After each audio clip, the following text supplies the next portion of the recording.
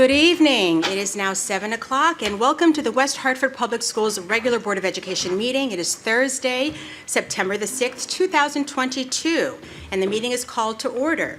Charlotte, may you please call the roll? Dr. Chang. Here. Mr. Goldman. Here. Dr. Harris. Here. Ms. Nazarella. Present. Ms. Poland. Here. Dr. Steinberg. Here. Dr. Thomas-Farquharson. Here. Student Representative Megan Murphy. Here. Student Representative Caitlin Striffcave. Here. Thank you so much. And as you have noticed, we have two new members here with us on the team. We certainly welcome Megan Murphy, who is the student representative for Conard, and Caitlin Striffcave, the representative for Hall High School. Thank you both so much. Megan, may you lead us in the Pledge of Allegiance, please?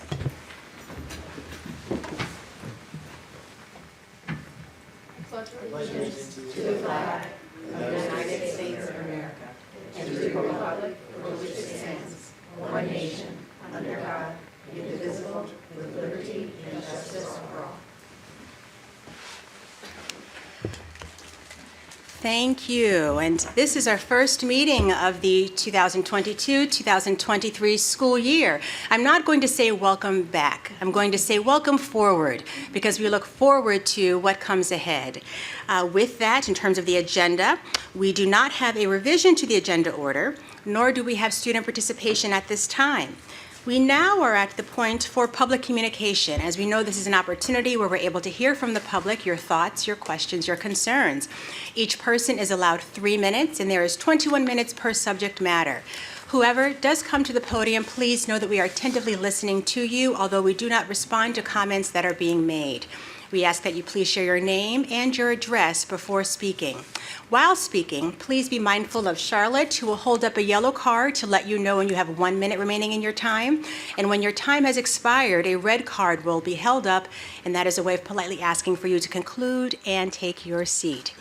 We have a list here, and first on the list we have Addie Lorna.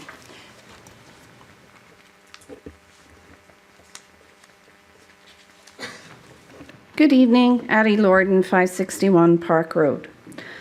Rights are only rights if they cannot be taken away. Otherwise, they are privileges to be taken away by those with position and power.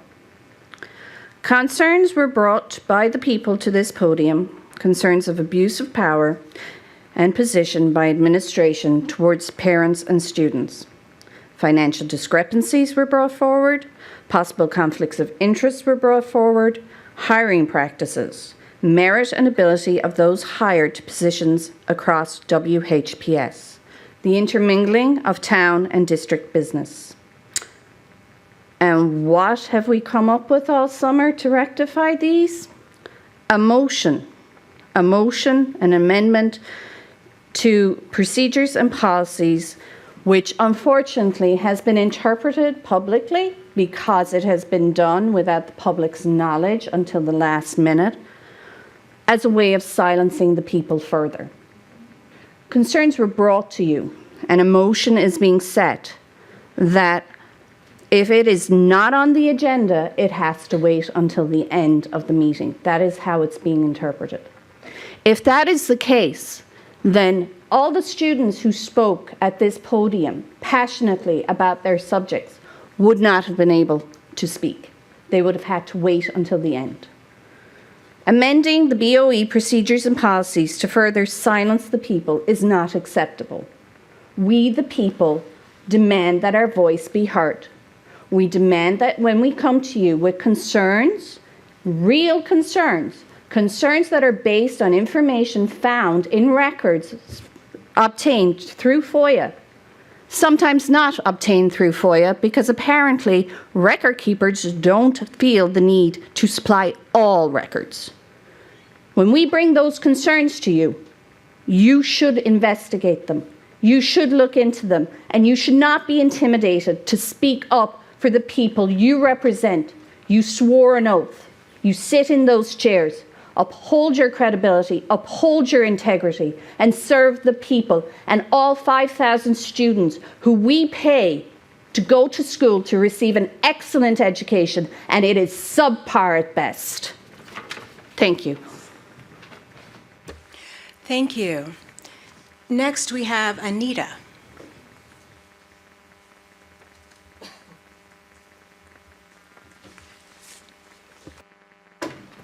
Hi, my name is Anita Rakalian, 48 West Normandy Drive, and I'm here regarding this new motion, 8355. There's a sentence in the first paragraph: the public comment period at the beginning of the meeting shall not exceed 30 minutes, provided that such limitation shall not apply to comments germane to items on the agenda, which shall be privileged above all other comments.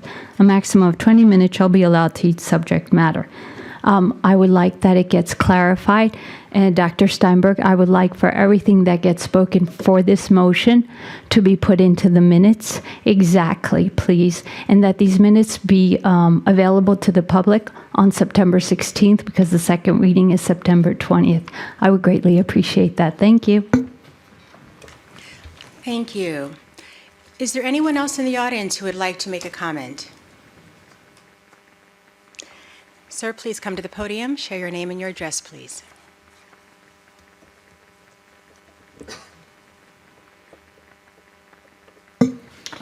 My name is Juan Villamizar. I live at 51 Tumblebrook Lane, West Hartford, Connecticut.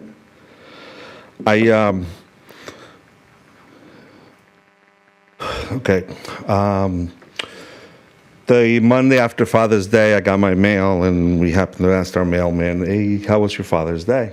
And he said to us, "Sorry." My wife asked him, "Well, what's the matter?" I said, "It's difficult Father's Day. It's the first Father's Day without my daughter." "Oh, what happened?"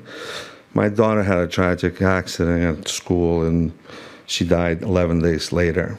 And it took him about 3 more months to tell me what really happened.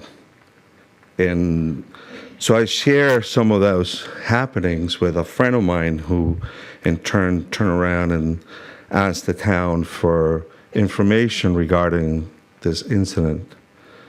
And he was been directed to the attorneys. I came here asking for help with bullying before, and I can see that nothing has happened. There's no action plans. There's no cohesive response to the public. This lady is dead on. We elected you folks to service the community, not to service your own agendas.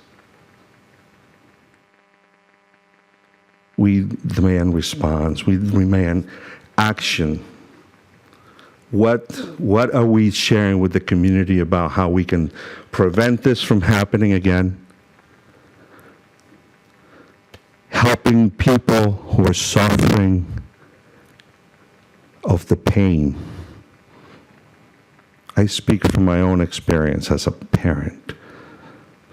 I have 6 children. They're all not perfect. You need to service us. We don't need to be servicing you. Thank you. Thank you. Any other comments from anyone in the audience? Hearing none, we'll pause on public communication. We do not have any unfinished business at this time. We do have new business. And we have a motion by Dr. Lorna Thomas-Farquharson, Dr. Chang, and Dr. Gayle Harris to approve revised policy 8355 for the first reading. I am seeking a motion that the West Hartford Board of Education accept as a first reading the following policy, which was revised by the Board Policy Subcommittee. Is there a motion? So moved. Is there a second? Second. Let us now have discussion. Thank you. We have our Assistant Superintendent, Ann McKernan, here. Thank you so much. Good evening, everybody. It's nice to be here with all of you. Of course, how could I forget? Thank you. Good evening, everyone. It's nice to be here with all of you, and welcome to our new student representatives. Congratulations on your appointment to the position. I sit before you to present the work that the committee did The policy committee did on policy number 8355, meeting conduct and public comment. The committee met on 3 different occasions, August 10, 29, and 27 and 29, I believe, and had some very robust and good discussion about crafting a policy that would both allow public comment, but allow the board to move on to the business at hand, which is the main reason for a board meeting, and also to allow comments germane to the agenda to be heard, because some people come to hear those items and they have to wait sometimes a long time. So the committee worked very closely to come up with a policy they have before you today. So I just offer that as some background to where we are. Thank you so much. And with that, we'll have Dr. Chang to elaborate. And I just want to share that our policy, thank you so much, Anne McKerney, you were such a valuable asset to our policy subcommittee. Dr. Chang is also a part of that subcommittee, as well as Dr. Gayle Harris. And want to thank you both so much for the robust discussions, the times that we met, and certainly striving to have consensus building in what is before all of you now. But passing it to you, Dr. Chang. Thank you. So it's, the subcommittee, as Anne stated, met 3 times to review this policy. And I have to say it's been really wonderful working with everyone on the committee, the general counsel, along with Anne, Dr. Harris, Dr.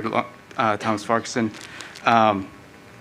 It was something that, in crafting policy, we all agreed on some of the general principles that, that should guide the change of this policy. One was preserving freedom of speech, preserving public dialogue, and making sure we get to expeditious business for the board. And so, this was a consensus document that was built through the subcommittee, and so through that process, we have a statement here that we wanted to read that reflects the work that we did together, and demonstrates the kind of the intent and the spirit behind the change. So I'm glad to hear that others have already read the policy and have been engaged in it, because this is, I think, an important step for us to take so that we can attain to the business of the Board of Education. So this was a statement crafted by the subcommittee through the work that took place over the last several weeks. So the West Hartford Board of Education has a long tradition of allowing public comment, as its meetings, which provide an important opportunity for members of the public to make their voices heard on matters falling within the cognizance of the board. Recently, the public comment period has sometimes been consumed by comments regarding matters that are not germane to the board's agenda, and extended public comment periods have significantly delayed the start of the business portion of some board meetings.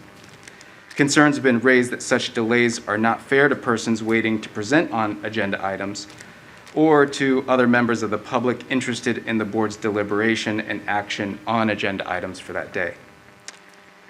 It can also be unfair to persons who wish to comment on agenda items prior to the final action that would be considered that day. So this proposed policy amendment seeks to strike a balance, a compromise, by prioritizing public comments that are germane to items on the agenda at the beginning of the meeting. If the public comment period at the beginning of the meetings goes beyond 30 minutes, public comments on subjects that are not germane to the agenda will be reserved until the end of the meeting. In addition, like in other towns, the board has also experienced an increase in disruptive behavior and interruptions from the audience during meetings. The proposed amendment reinforces the power of the chairperson under the state law and Robert's Rules of Order to conduct meetings in an orderly manner and free from unwarranted interference.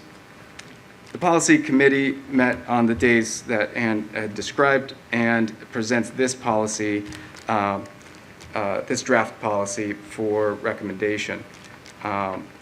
And our hope is that we can hear from the board ask questions, and the purpose of this first reading is to gain feedback so that we can continue our deliberations and get the best possible policy.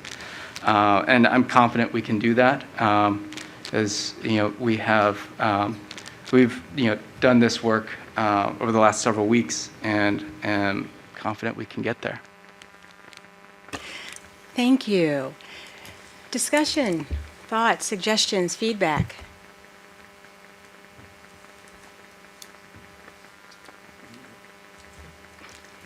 Claire? So is there going to be a first reading of what we have now, or is that after discussion? So what is in the agenda, what's been proposed, this is the first reading of that. And so the point for this discussion is to comment, make suggested edits to what is currently the proposed language. And through this discussion, any additional edits or suggested pieces will go back to the Policy Subcommittee for review, and then we'll come back for a second reading. So with what we currently have, with the proposed policy, new policy that is, we know that policy 8355, the current one, is as is, but what we're proposing is for it to read, "The board welcomes public comment as it represents an opportunity for members of the public to express their views to the board on matters within the board's authority. Each member of the public wishing to speak may address the board for 3 minutes at the beginning and 3 minutes at the end of each meeting, for a total of 6 minutes during the board's 2 public comment periods. The public comment period at the beginning of the meeting shall not exceed 30 minutes, provided that such limitation shall not apply to comments germane to items on the agenda, which shall be privileged above all other comments. A maximum of 21 minutes shall be allowed for each subject matter. No person shall interrupt a meeting or render the orderly conduct of such meeting unfeasible, and the chairperson may order any individual who engages in such conduct removed. While the board will not respond to comments made in public session, it will consider such comments in its policy deliberations and, where appropriate, will refer comments to school department personnel for their review as part of their administrative functions." So what is being proposed is not trying to limit the public comment section or time or opportunity. It's trying to ensure that those public comments, priority rather, is given to comments that are germane to the agenda items at that particular time. So with what's being proposed, it's suggesting for the public comment at the beginning of the meeting to be for 30 minutes. However, any public comments made pertaining to items on the agenda for that particular meeting will be given an exception. Additional time will be allowed for that particular subject matter. Again, each individual is still allowed 3 minutes per person, but we're saying that when it comes to public comment, we want to ensure that those persons who are here desiring to speak on agenda items have an opportunity to do so. Those persons who desire to speak on matters that are not on the agenda at that time do have the opportunity, as long as we have not gone beyond the 30 minutes. If we have gone beyond the 30 minutes, as always, we do have public comment at the end of the meeting as well. So it's not, it's allowing for public comments, but again, trying to prioritize and ensure that we are sticking with the business matters at hand and allowing for those persons who are here to speak, who choose to make a comment relating particular agenda items that particular day, have the opportunity to do so.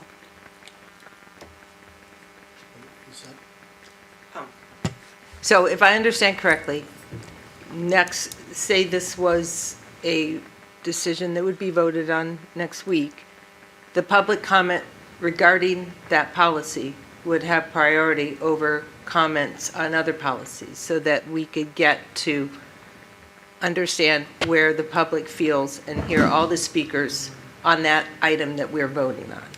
Yes. Okay, thank you. Thank you. So Ethan, just yes. clarification, and I thought this was what Claire was asking, but maybe not. The first reading was today. Correct. The second reading is when? The second reading, we will determine when the second reading is. However, the second reading will be of whatever final edits we come up with today. Okay, so it's not necessarily 2 weeks from now, Correct. but it could be. Correct. Okay. And I assume there's only 2 readings? There's not a third reading? Could be like the British Parliament. There are two readings, yes. Well, I assume that. I just figured I'd ask. Okay. Can I make a comment or two? Absolutely. So, I guess, and I think back to last year, and I think when we did the team names, we rushed into the process, And I think that caused more conflict and division in this town than it should have. So I would ask respectfully that we delay the process and not be done in 2 weeks. Give it a chance.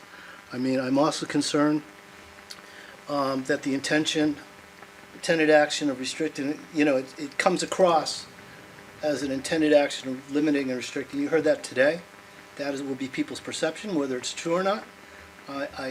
Knowing the people here, I assume it wasn't the intent, but that's the message that comes across, and I think we need to be cognizant of that. Today's meeting had 3 speakers, 10 minutes, if that much. So I think,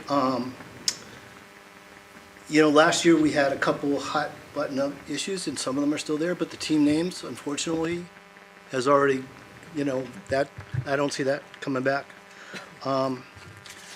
I guess I would also say, I think it is an important outlet for not just residents, but for parents, for students, for teachers. We had all those appearing at various times last year, and I thought they added to the discussion, even those who disagreed with me, and there were many of those. And I think it's important to hear both sides. And I know there's a number of items that have come up, and I'll give the example of the softball fields, but also some of the other issues where I've gone back and followed up, and I want to understand what's going on. And I would not be aware, certainly softball fields or the issue Juan raised. So I guess as part of this process, I had a number of questions or requests to do this. I'd like to know statistically, how many times have we gone over a half hour in the public comment? How many times did we go over an hour? Is it a lot, is it little? And how many times do we go over because would we have gone over if you've taken the team names out of the process or you taken SEL out of the process?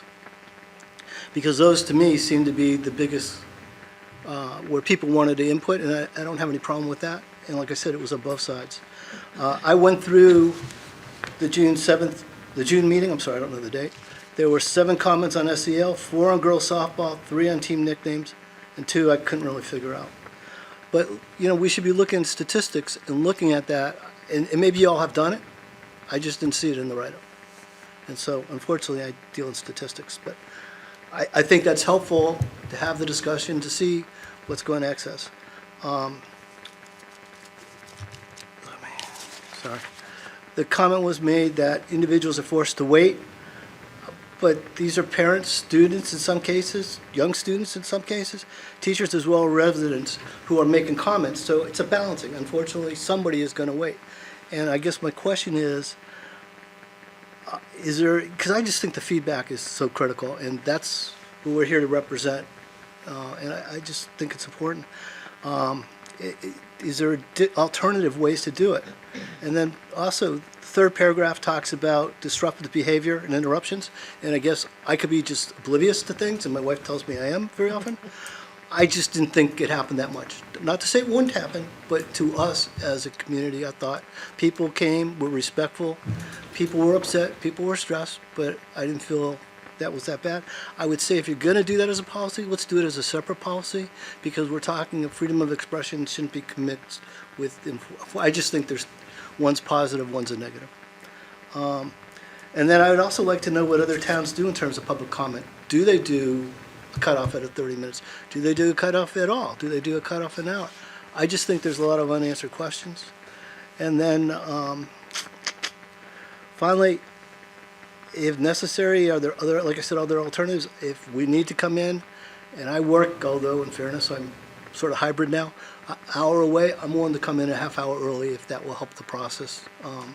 But I just think I'd like to look at all alternatives before we say we're going to change the process, because it just sends the wrong message. So that's my 2 cents. Thank you. Thank you. Other thoughts? Deb, yes.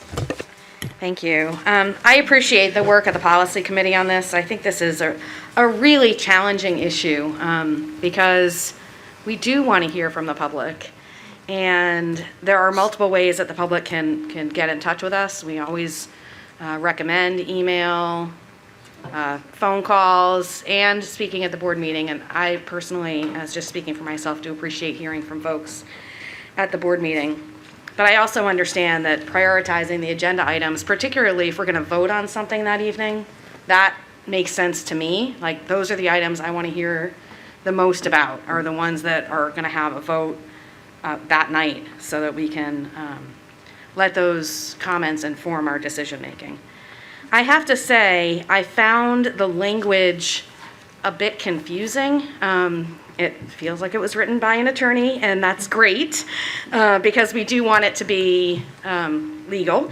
And I also feel like there could be a way to make this a little bit more understandable for folks who are not attorneys, but still get the same language and same intent across. So I have some language I want to proffer for edits, and happy to pass it along to the policy committee for further discussion, but I will read out what I have crafted here. So this would come after where it says a total of 6 minutes during the board's 2 public comment periods. All of that beginning part is still the same. And then I would substitute in something like this. Oh wait, before I do this part. There's a second piece before I get to the actual language. The second piece is, I think what we really mean when we say 30 minutes is 10 speakers, because we're saying a maximum of 3 minutes per person, and it would be easier for us to track the number of people who are coming forward, and that's what it's really about, hearing from a certain number of people. So in this draft, I've replaced everywhere where it says 21 minutes with 7 speakers, and everywhere where it says 30 minutes with 10 speakers. Okay, so after where it says during the board's 2 public comment periods, I would propose we say something like, and obviously up for wordsmithing, the public comment period at the beginning of the meeting shall prioritize comments germane to items on the agenda. A maximum of 7 speakers shall be allowed per agenda item.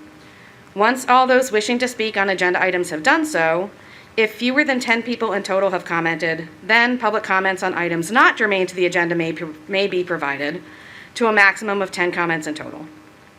Remaining speakers may comment during the designated period at the end of the meeting, with a maximum of 7 speakers per topic during this period. So I think it still gets that same message across. It's just a little bit more, I think it's clearer, and I would propose that. I'm also intrigued by the suggestion of, do we make an exception for students? I think it's worth for us to consider making an exception to allow for student comment outside of the cap of number of people. Right.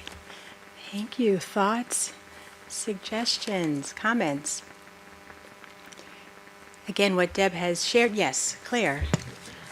So I appreciate the 10 speaker comment. I think some speakers might go over 3, some go under, but it's the number of constituents we want to hear from.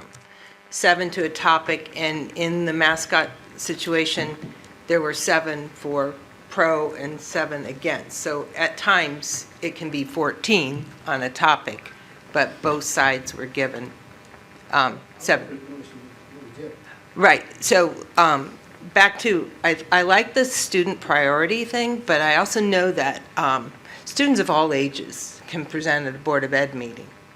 And I've watched many Board of Ed meetings over the years. Not until I served did I know that they typically closed in on an hour of public comment. It was a lot longer. I'm interested to see those statistics as well.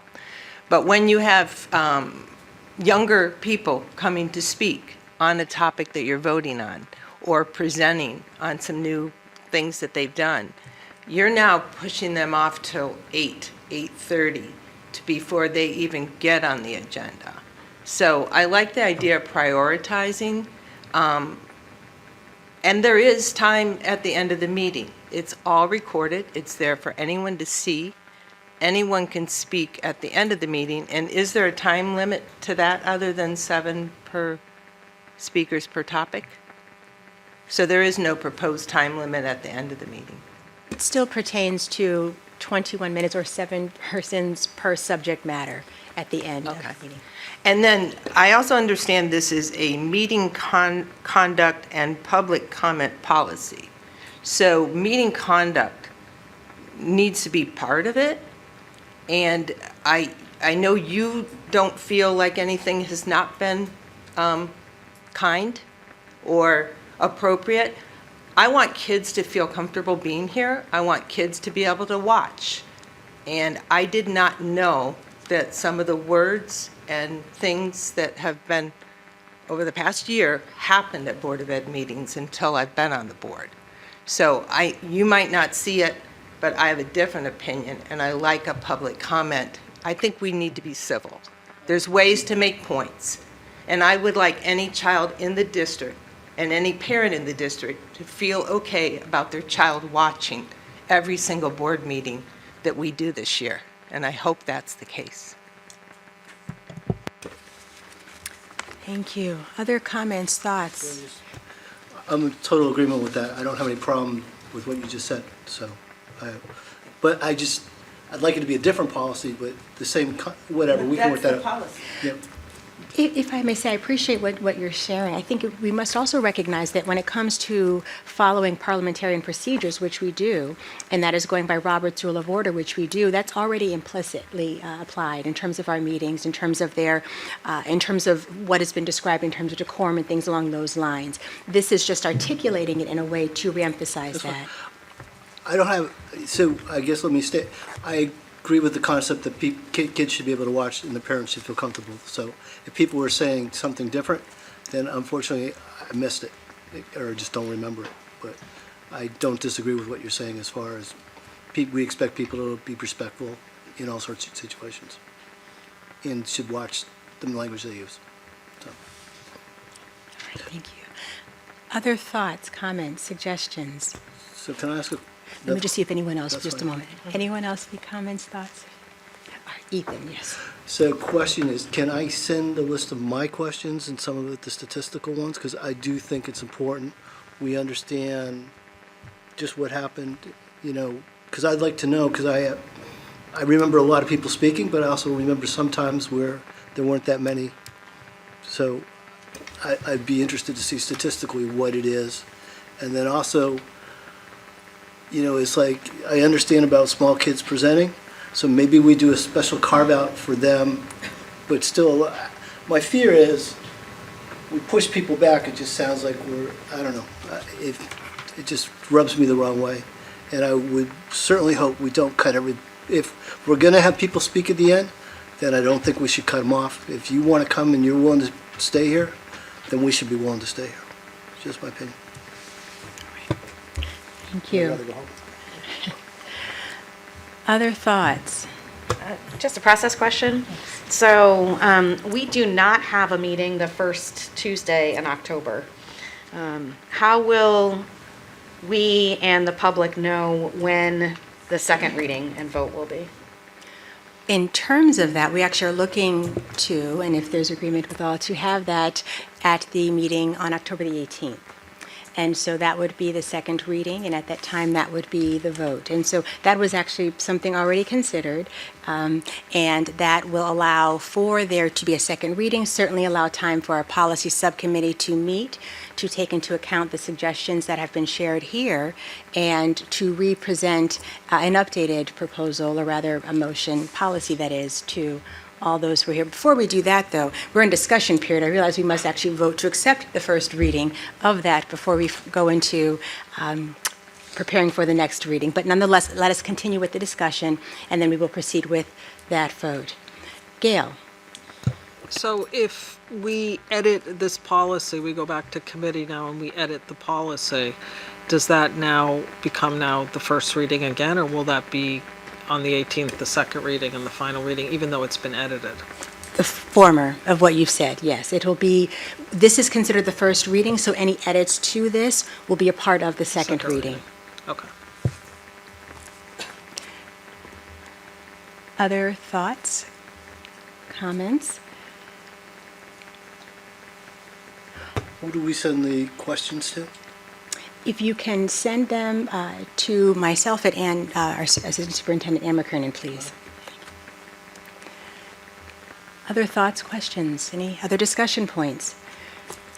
So we already have a motion, and it's been seconded, and seeking for us to vote on the motion that's been proposed as the first reading, recognizing that this is not voting to implement it, it's just recognizing our first reading, and we'll come together again for a second reading.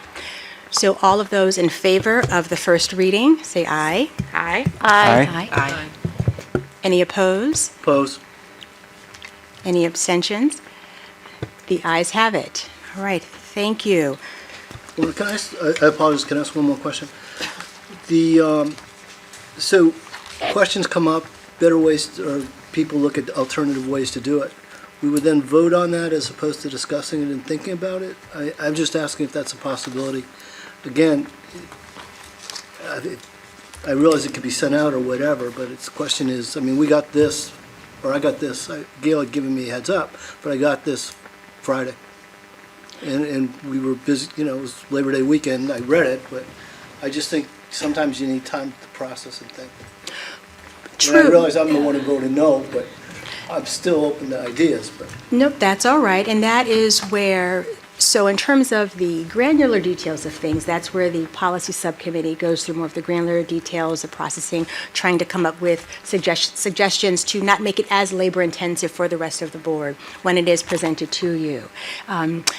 But the point of discussion is certainly wanting to hear the voice, the suggestions, the constructive feedback of what has been proposed, brought before you. So if your question is how much of a heads up can we get of the second of what may be presented at the second reading. We'll get back to you on that. Okay. But certainly want to continue the discussion at the second reading with the intent being to be able to.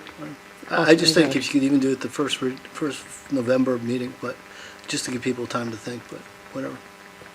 All right. Duly noted. Yes, Gayle. Sorry, I just want to say one thing. So Ethan, if this is kind of reminds me a little bit of the mascot situation where we had asked for a delay to maybe garner and gather more information, which did not really come about. So I think, there could be some benefit in garnering some of the information that you're talking about in terms of statistics, whether other school systems do.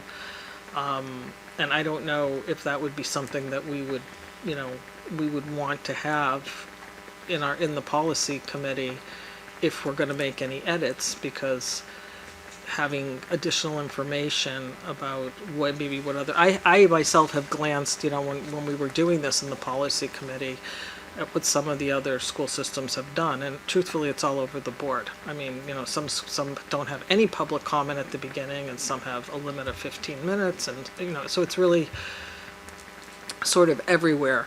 But would it make sense for us to, if we're going to do an edit to this policy, to have some additional information about the statistics that Ethan's talking about, and possibly what other school systems are doing, and is there any way to gather that information before the policy committee were to meet again to make any edits? And I'm assuming I'm not the only one who had questions, as some others do too. Claire. Before you go, partner, just want to say for the record again, the motion has moved. So we're having kind of a secondary discussion, but nonetheless, the motion has passed and moved. Yes, Claire. So, I mean, in a day, I could go onto websites and find out what policies are of other school districts. I could watch all the videos or even look at notes, because I wrote down most of the speakers. So it's a matter of time. I don't know who does the research, but I agree, before the policy meeting meets, those questions that you have maybe should be researched. I mean, I'm willing. I don't know if there's other people willing, but I mean, it's not rocket science to find out what history is and what the statistics are. But I do think that if the answers to those questions will help make decisions better, or even change the draft from the policy to a third draft, I don't have a problem with that, but research isn't hard to do, and it just needs to be done. I agree. I was hoping to do it today, but work got in the way. So. If I could offer, so your next meeting that you're looking to have the second reading is 6 weeks away. between now and then, I'm pretty confident that Ann and the sub-policy committee can, again, it's simply a matter of going through and looking at your records, in essence, your minutes, note exactly the time length, and it's also a matter, and Jessica Ritter, who is the attorney on the sub-policy committee, can put together the information, because it does range from everything from our own West Hartford Town Council, which doesn't allow comments that are not on the agenda, to other districts that don't even allow public comment at board meetings. Okay? No, they can certainly present that to the subcommittee in plenty of time to have that. So if you want to also share your questions with that group, okay? That's a The other thing, as secretary, I always kind of jot down all of the public comment, and I put a line before or after, so I know where they spoke. I'm willing to go back to all of the agendas, but we also have a sign-up sheet that Lorna keeps that really, I feel like all we need to do is count. And then you multiply it by 3, average it out, and then we know how much time was spent in public comment. We have it in the minutes, too. Yeah. All the speakers are listed in the minutes, so we can easily go back and count those too. I mean, part of my point, and I realize I'm saying it out loud, is it's part of its perception is I don't want to look like we're rushing. So I'm opposed, but from the count, it looks like it'll pass, but I don't want to. I want it to be, a chance for people to have feedback, input. So it's just me. Sorry. Right. Duly noted. Oh, okay, yes. Jason and then Claire. Yeah, thank you for considering this policy. This is, I think one of the things that helped shape my thinking around this was the principles and the values that we want the policy to uphold, not just the historical experience. So, say there's some future, meeting that maybe is not very, does not have a lot of public comment for, but is very meaningful to several people. That if rules stay as they are, they may not get the chance to speak at a meeting which would consider a vote on something that they really care about.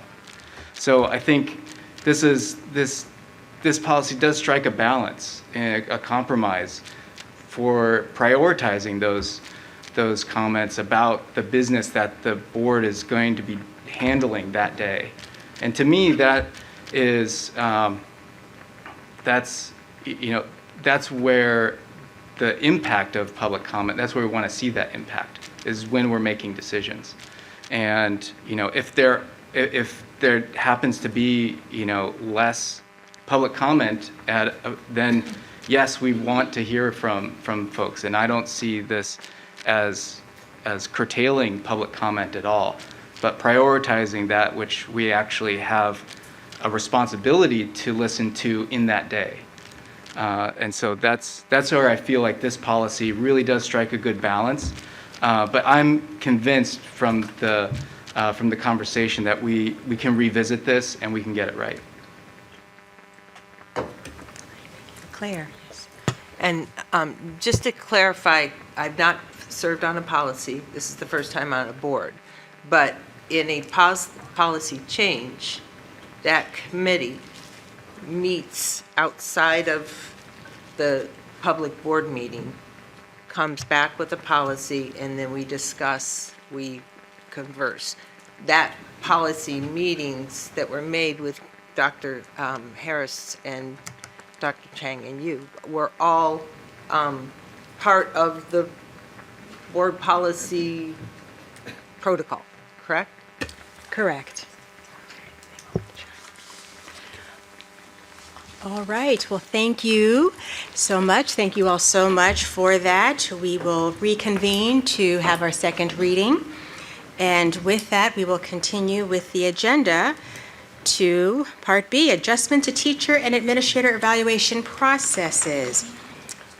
where we are going to look to have a recommendation that the Board of Education vote to approve the adoption of the flexibilities for implementing the Connecticut Guidelines for Educator Evaluation 2017 for the 2022-2023 school year.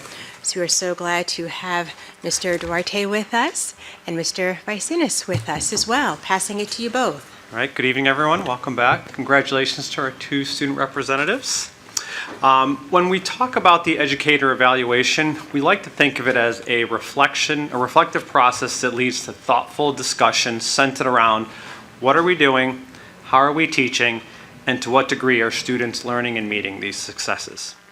And as with any profession, I like to think of it as really the opportunity to collaborate and to have reflection with colleagues is really the center for growth. And that's really what is at the heart of our educator evaluation process here in West Hartford. And this is really the vehicle that we use to look at are all students learning in a positive environment, and are all of them making improvements in learning, and do staff feel supported and have professional development that meets their needs. So a few years ago, the Connecticut State Department of Education began the process of what they refer to as reimagining the Connecticut education evaluation process. During this, they started to look at things that they wanted to modify and some different tweaks that they wanted to make to the system. Their goal here was really to provide a balanced approach for returning staff and students as they came back to school, while also maintaining support for student and educator growth. And as I mentioned before, in West Hartford, this has always been an extremely reflective process that is a true partnership between the evaluator and the evaluatee. And it really starts in the beginning with just building rapport, building relationships, making sure that folks feel that they're in a trusting relationship, and then going to true written feedback where it's actionable and can look at making improvements in your craft and in your practices.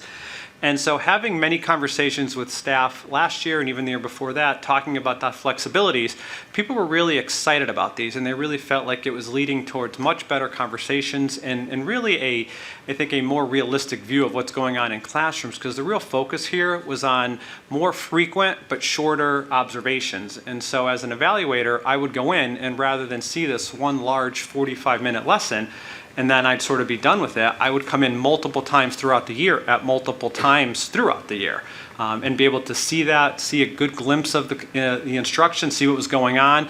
That also provided me opportunity to see different pieces. Sometimes it would be a lecture, then sometimes I'd go back and see students taking an assessment. Sometimes I see direct instruction, group work, but really getting to see all of the different elements of that teacher's craft, and then be able to provide, I think, good feedback based on that, which when you step back was really a much more holistic view of what that teacher was doing in the classroom. And so you can imagine we were extremely excited when we heard that the state was going to allow districts to continue with the flexibilities. So back in June, we convened our PLEC committee, and it unanimously approved for us to continue with the flexibilities. There were 2 modifications that they did make, and I do want to just highlight those for the board. The first was that they wanted all tenured staff to have at least one informal observation prior to the mid-year conference. So the mid-year conference is, again, where an evaluator would sit down with the staff member. Usually between January and February that would occur, and so the committee felt it was really important that at least one informal observation occurred before that meeting happened with the evaluator. And the other was that they really wanted to move and ensure that all staff included at least one academic measure. When you're looking at the measures and the scores that we're rating folks on as well, they really wanted to make sure that we weren't just looking at some of the other pieces we looked at the years prior, but we really wanted to, again, make a pushback towards some instruction and really focusing on those pieces, which I know Mr. Vicinis will want to talk a little bit more about as well. So really those are sort of the bigger pictures. I've outlined some different things as well in the report, but before you today is our hope is that the board will pass and allow the district to move forward with the flexibility. So happy to answer any questions, but I can tell that Mr. Vicinis is probably itching to just chime in on that really quick. I can feel it. Super quickly, Julia did a great job, obviously, but those two caveats that the PLEC recommended, just for clarity for our viewing audience, those are above and beyond what the state has required. I think common sense would dictate those are minimum sorts of things that I think that this board would expect, if not more so. And so I just want to credit the PLEC, which is comprised very, very heavily and majority of teachers, for sort of recognizing and wanting to lead and make a real positive statement with their peers about the importance of an academic measure and timeliness of the feedback in terms of aligning it to our different timelines and processes. So just want to give you that context. Thank you so much. Did you have something? Oh, no, you're all right. Just an affirming nod. All right. Questions, feedback, teammates? Yes, Jason. Thank you for the presentation. It's you always know it's special when people are excited about assessments. But I think what you're pointing out is that they are constructive and lead to better teaching and the support of the teachers. I wanted to ask about the whole school learning indicators, and if you could talk a little bit more about how that's formulated. And one of the things I'm interested in is how inter-teacher or maybe grade level teachers are assessed as a group. Because, like I know, for instance, I'm a better teacher when I have, when my peers are involved in my work. And if I can workshop something with someone, share a lesson, something I've been thinking about, and is there a way, does this also allow for us to think about improving or assessing the teamwork element of teaching, not just individual performance?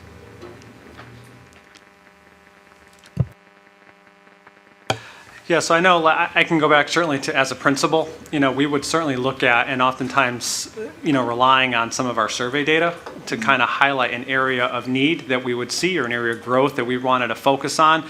Oftentimes we would look at something related to, say, parent engagement, something like that we knew, particularly coming back from the pandemic, that was a real focus of ours, and we saw that need in the data and said, all right, as a school, we're going to take a look at these areas. We're going to, as a school, determine what are going to be some of our action steps, and we're all going to commit to this. We're really going to push forward with that. So that would be one example of a school piece, and we would certainly see that too within departments.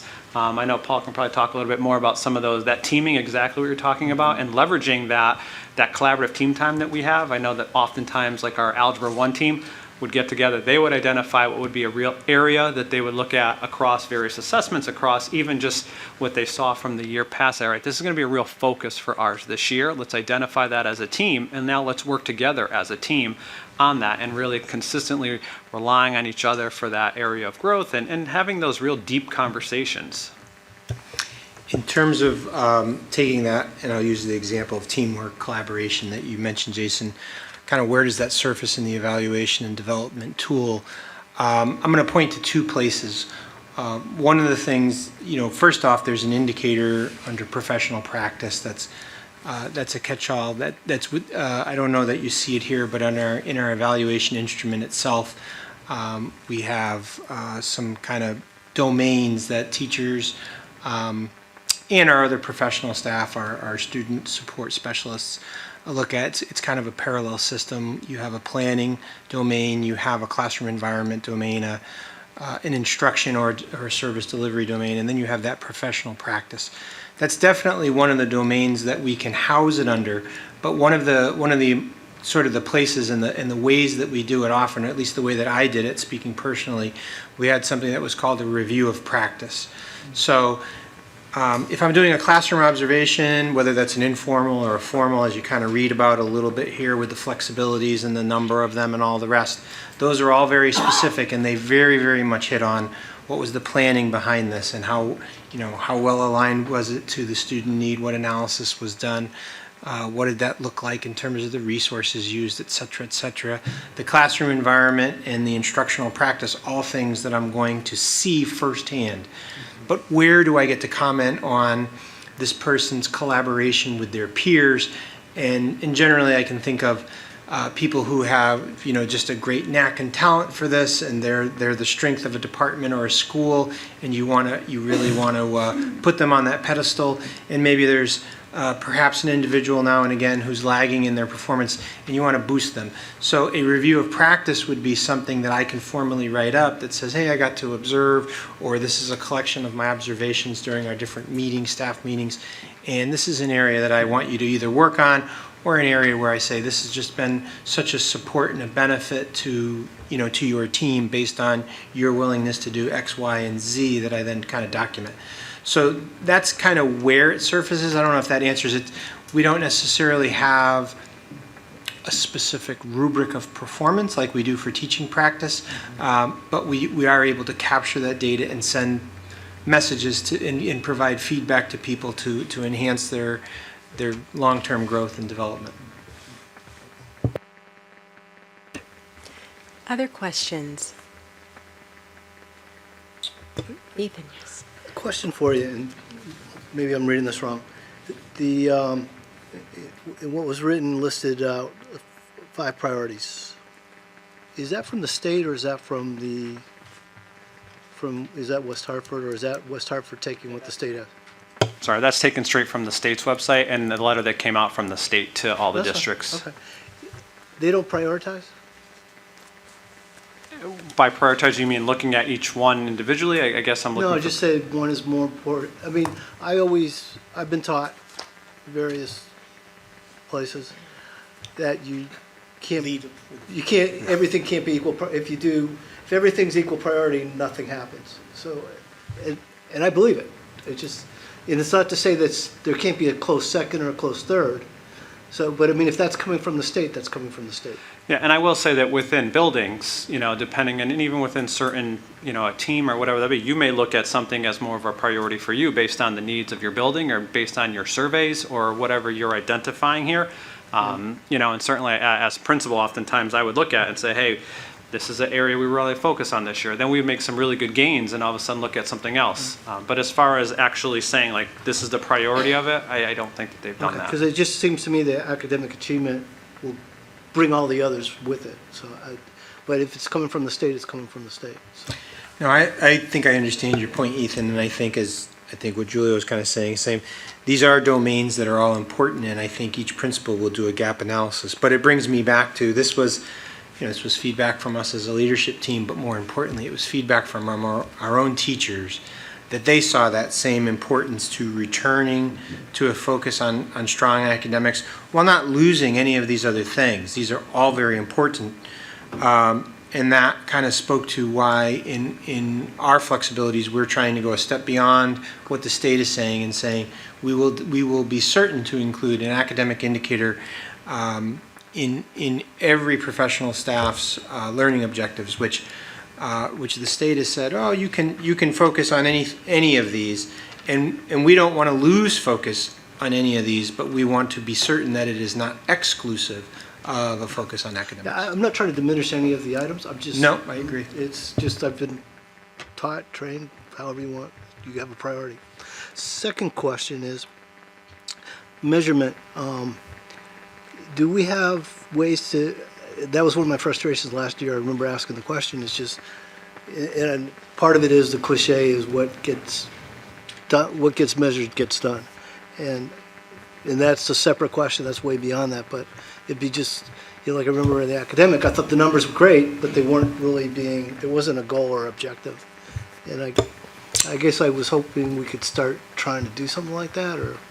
So I'm going to start with, we do that. So if you're saying we don't, I'm going to ask you to clarify so I better understand your question. I misunderstood that. That's what I thought Tom had said last year. It's all, there's individuals, and you want to take into account how the individuals perform, which I get. But by the same token, I still believe statistics, you have enough base, you can see how you're doing overall. So if you do have measurements, then that's fine. Sure. So let me just talk about that very briefly.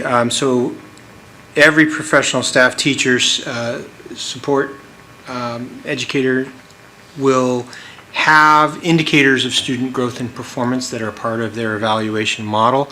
Now, during 1 year after the pandemic, the state had relaxed that. But we quickly went back to that in the following year.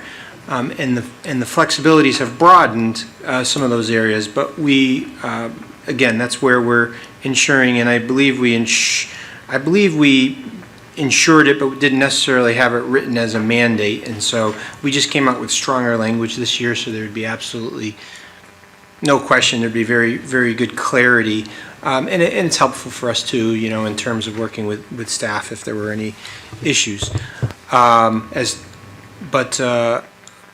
we've always had it, and the measures kind of correspond to what's your role in the district. So if you're a classroom teacher and if you're in the primary grades, we're looking at our primary assessments and we're looking at growth on those assessments. Measures typically of numeracy and early literacy. So we have iReady data that we use in mathematics, and we have AIMSweb data, which is a measure of early literacy that we can use with those groups. If you're a science teacher, you may be looking at some benchmark assessments within science based on the grade level that you're in. If you're in health and PE, every discipline has its own set of measures relative to its content area that it will use. At the school level, obviously, we're talking about the state assessment data. And so when we're setting goals with our school, you'll hear our back to school report shortly. These are some of the measures that they're very, very focused on, whether those are state assessments or other statistics that come up in the performance and profile report. And I appreciate the fact that last year the state did not publish the data on that, so you haven't had the opportunity to see at the district level all the various measures and statistics that we report to you. Those reports typically come out in the May timeframe and require an annual report to the board. But they were suspended last year, and so that those statistics weren't available. But that is part of our regular practice, and I'm quite certain we'll see them this year. Thank you. If I could just also add, Sure. Ethan, that as Paul mentioned, that I think you'll see this again when we talk about the district development plan and all of these metrics then rolling up from the classroom into the schools, into the district plan, and how that's really an overall approach that we take. Great. Appreciate that. Thank you. I'm good. I just wanted to comment on looking at the prioritizing, the focus, looking at those 5 areas of focus. I actually respectfully, I know that Ethan had mentioned, like, if we just focus on academic achievement, everything will follow.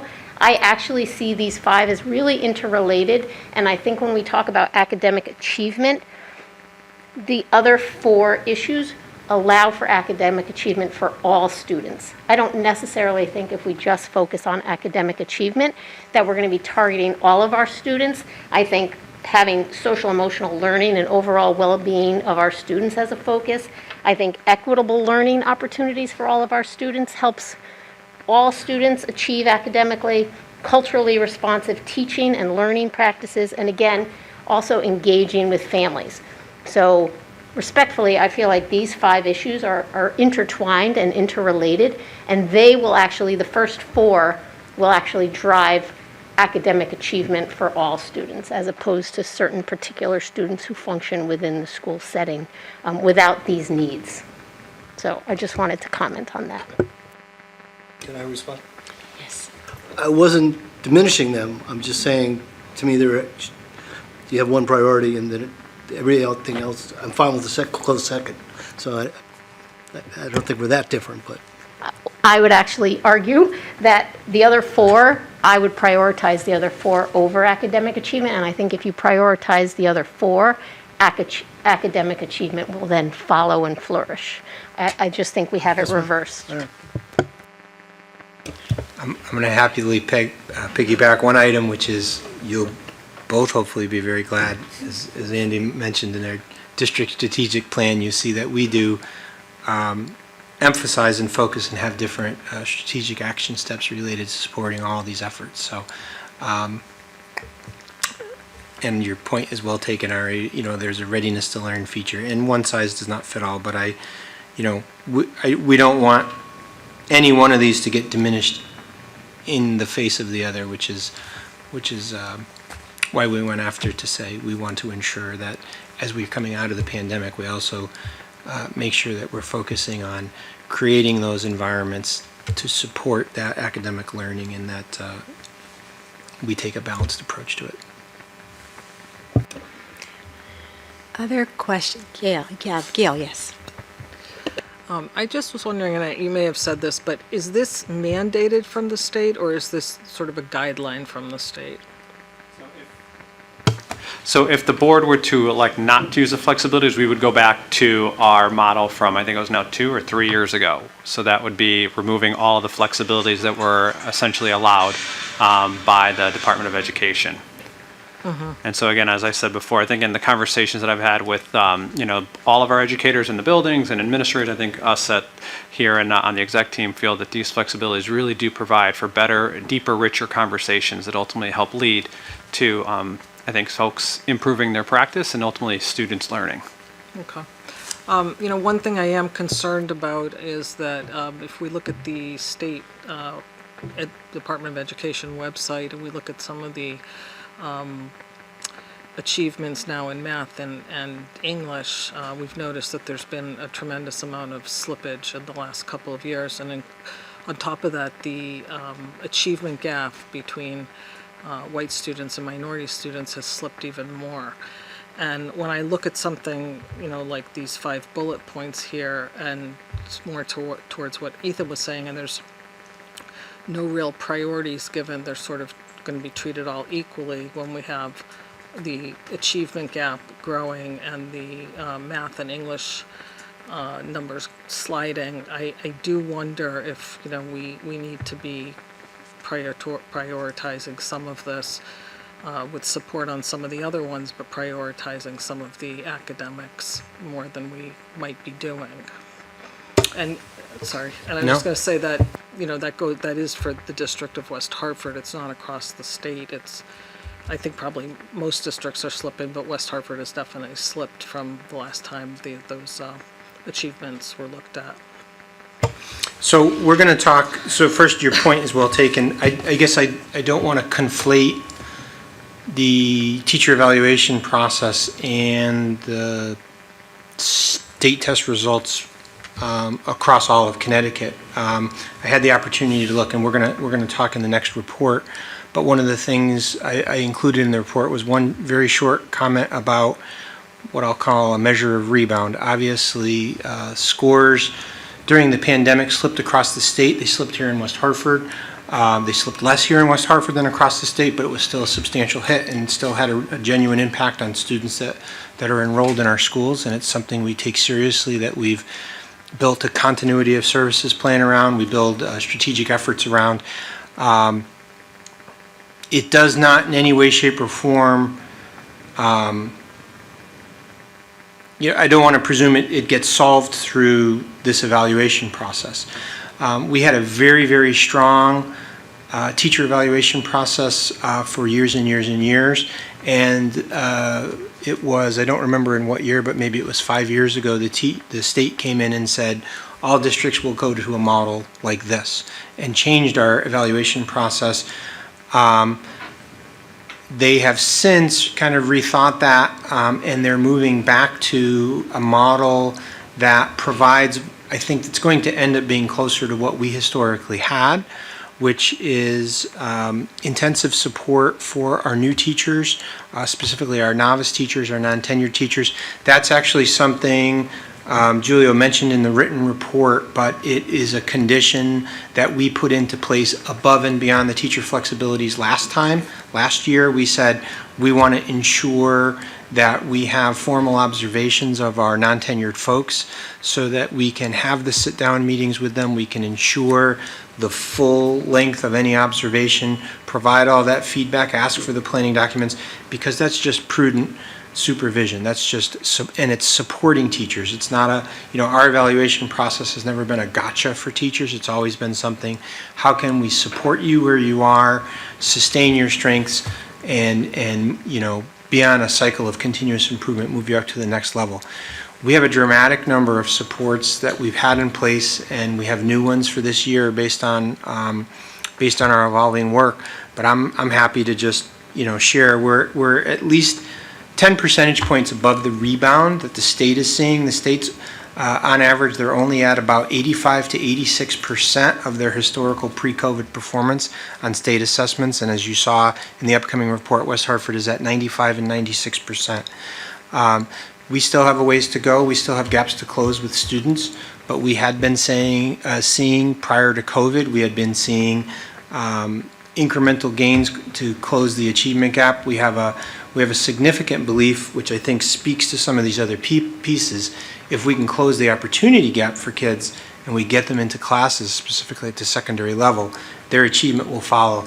We've seen that with AP, where we've, over a 10-year period, more than doubled our enrollment with no impact on the overall performance. And we believe we can do that to help close the achievement gap.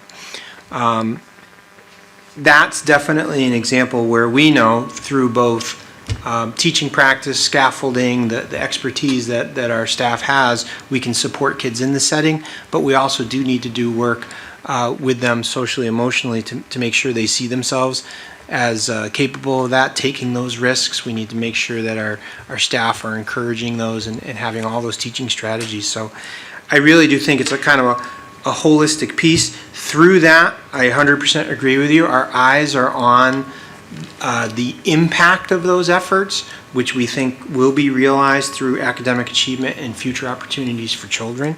So that's why we wanted to make sure that we were inclusive of those academic measures. So I in no way, shape, or form want to, convey anything other than that. That's, we know our mission is both to inspire and prepare all kids, and that preparedness gets measured through their outcomes. We feel like the direction the state's moving, which is definitely for more frequent observation, is what they have in some of these flexibilities currently. It goes back to the model that we historically had. So we're anxious to, honestly, to continue with the flexibilities and await the final draft of a more flexible model that the state will have. This was one years ago.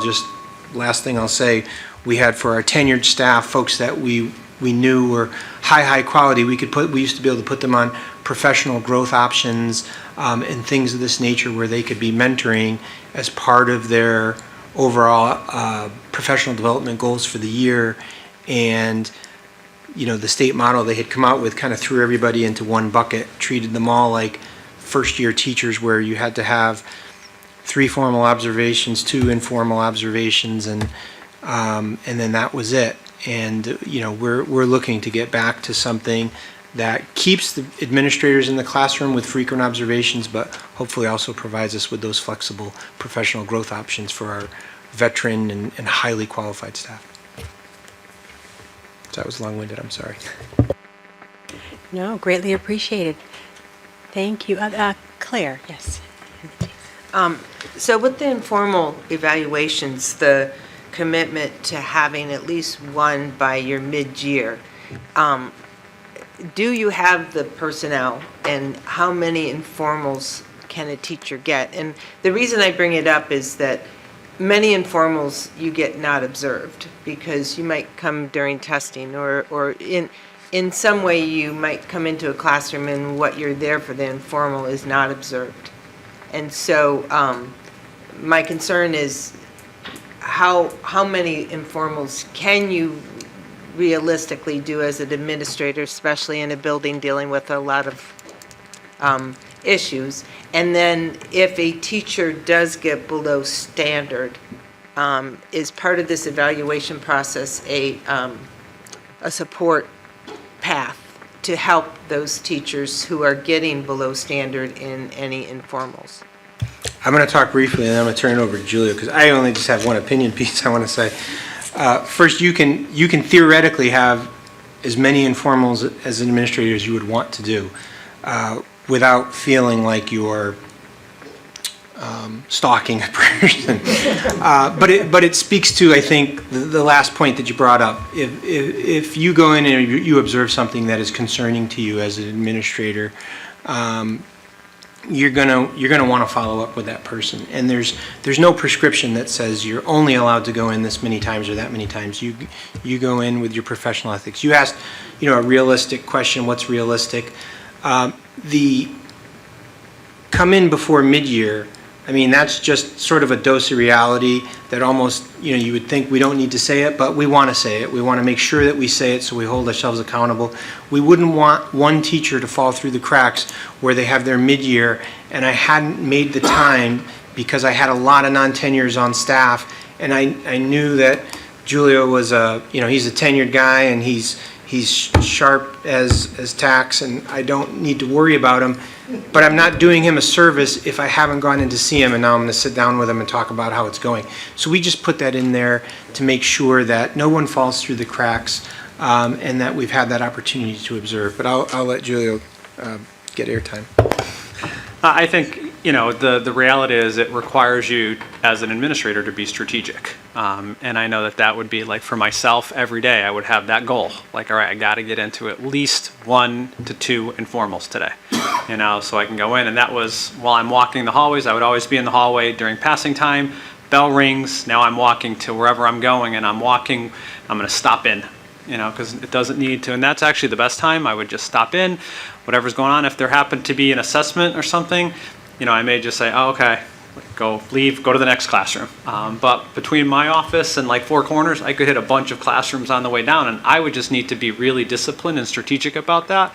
And I felt that it was worth it because, again, if you think about the value of that mid-year conference, that's really an opportunity to sit down with your evaluatee, and you're going to have a good, uninterrupted conversation. And if you miss that opportunity to actually be able to talk about practice, I think that's a real misstep. And so, certainly, and some people like me, I think thrive under that pressure to say, all right, I better get in there today. But I think that's really what it does require, is just to do that. And I can tell you that staff appreciates that.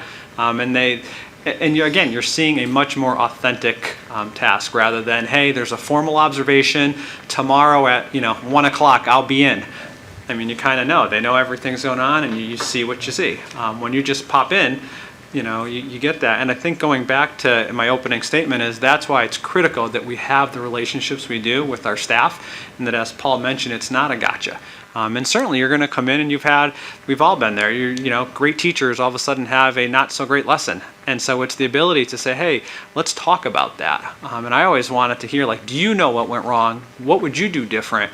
And sometimes those were the conversations where they would really grow. And the next day I get an email, hey, can you come back? I'm redoing that lesson. I want you to see it. I can do it. And I'm like, no, we're good. I got you. But I will stop by. And so I think that's the piece that sometimes, like with students, we lose sight. It's not about numbers. It's not about a score. It's really about, at the end of the day, the relationship, the conversations, and then watching and celebrating, hopefully, the growth at the end of the process. And I guess in closure for me is that's why we think this model really is the way to go, because it helps us get to the end goal, I think, in a much better fashion. Jason. Yeah, thank you. I would like to approve this, the guideline, the educator evaluation guidelines. And I was going through the language here again, and I just wanted to underscore that while we're focused on student outcomes, right, this is an evaluation metric system that's designed also to support well-being of teachers. I know from my faculty, they're begging for mentorship, begging for those kinds of relationships, and to have that be a regular part of how they're assessed, I think, is a really strong way to support teachers. So, and that we want them to have a long life in the district. All right, thank you. Other questions, comments? Right, I too appreciate all that was shared, and we will now seek a motion to approve this. But one thing I do want to highlight, I appreciate that throughout, either written or just narratively, holistic was a word that was used and described, and I think that certainly speaks well to this approach. And when it comes to our young people, certainly viewing them and supporting them in a holistic way is beneficial, short-term and long-term. So with that, seeking a motion to approve the adoption of the flexibilities for implementing the Connecticut Guidelines for Educator Evaluation 2017 for the 2022-2023 school year. So moved. Is there a second? I second. Any discussion? All of those in favor say aye. Aye. Any opposed? Abstentions? The ayes have it. Thank you so very much. And as we continue on with, looking your affirming nods, yes. Continue with the agenda, we will go on to our staff communications and reports. And we now will receive our superintendent's report, and this is the first time referring to Dr. Andrew Murrow in this way. So Dr. Murrow, passing it to you. Thank you, Lorna. So as the team, I'll ask them if they want to go ahead and get set up here. So, as many of you know, because you were able to attend on the 29th, we welcomed our faculty and staff back to convocation. And I think it really was an important step in opening up a traditional, or what we will hope will be a more traditional school year. And so the focus of our presentation there, this is really the first time we've been together since 2019 in Conard's Auditorium. And so the theme of I'm Ready, Are You? It highlighted students sharing hopes and sharing their excitements for the upcoming year. And so I really think, as Shannon Modzinski pointed out from Aiken, who was our MC, and each of the speakers talked about, the idea that each student has a story to share, and that each student feels safe and secure and valued in sharing their story and developing the people that we all know they can be and want them to be. So we're really looking forward to a more normal school year in that sense. And so we opened on Wednesday, and hopefully our student representatives will echo when they get a chance later to talk about the first day of school. Really felt different this year. I think for the first time in a long time, it felt like we were back together as communities. And I heard that not only from teachers when I was in schools and our team was in schools, but I also heard that from students. And I heard that from parents who made a point of stopping and letting me know, it really felt good to be back this year. And for the first time, elementary parents were able to go and meet with their teachers. And really the idea that all of the traditions that we've all developed over the years that make West Hartford so special, we're able to go ahead and kick off this year with some excitement. And so if you get a chance, I would urge you to watch the Aiken students for our welcome back and our convocation. I would urge you to watch the great speech by Himani Namaduri, who is a 5th grader at Aiken. I wanted to pass along because she wanted me to let you all know that she had a great first day. I was in Aiken on Thursday and actually saw her and with her teacher, Mr. O'Brien, and she was just loving 5th grade. She has decided that 5th grade is much better than any other grade. And so she is very, very excited. So again, I think what the team's going to express as well as we begin our new year, this is really, if you consider this is the 4th school year that we're beginning that has been impacted by the pandemic. And so when we talk about the impact of this is not a quick fix. This is going to take us years to unwind and to make sure that we understand and are addressing the impact on families, the impact on students, the impact on staff, as we're all going to address as well. But I think we're ready to meet these challenges. I think we're ready to maintain our commitment to equity and maintain our focus on opportunities for all of our students. And so without further ado, I will turn it over to the team, and I believe Ann is going to start off with the plant facilities, IT, and transportation. Good evening. Plant facilities. Make sure those schools are ready for our youngsters to come back, and they are, which is good news. I've provided a list working with our team in plant services to go over. This would be a higher level list. Of course, there are smaller projects at each school, but the list of projects we've had are the bigger projects this year, and they range from replacing carpets that have just been worn to some asbestos replacement. At Brayburn, we've put up a wall, if you're familiar with Brayburn, between the cafeteria area and the auditorium. If you're familiar with Brayburn, you might know that to be a very open space. We've done some regular maintenance things like painting of classrooms at Bristow, or again, carpeting replacement. At times, we've replaced some older exterior doors just for wear and tear. Some have been, they tell me, they could date back to perhaps the opening of the school. So some of those are select exterior door replacements. At Conard, we replaced flooring in several classrooms, renovated some much-needed bathrooms near the auditorium. I see Megan, I don't know if you've been in that one yet, but it looks a lot better. Loading docks, all the things that get our stuff in and out of our school. Some were just structural wear and tear over the years. Some needed to be enlarged.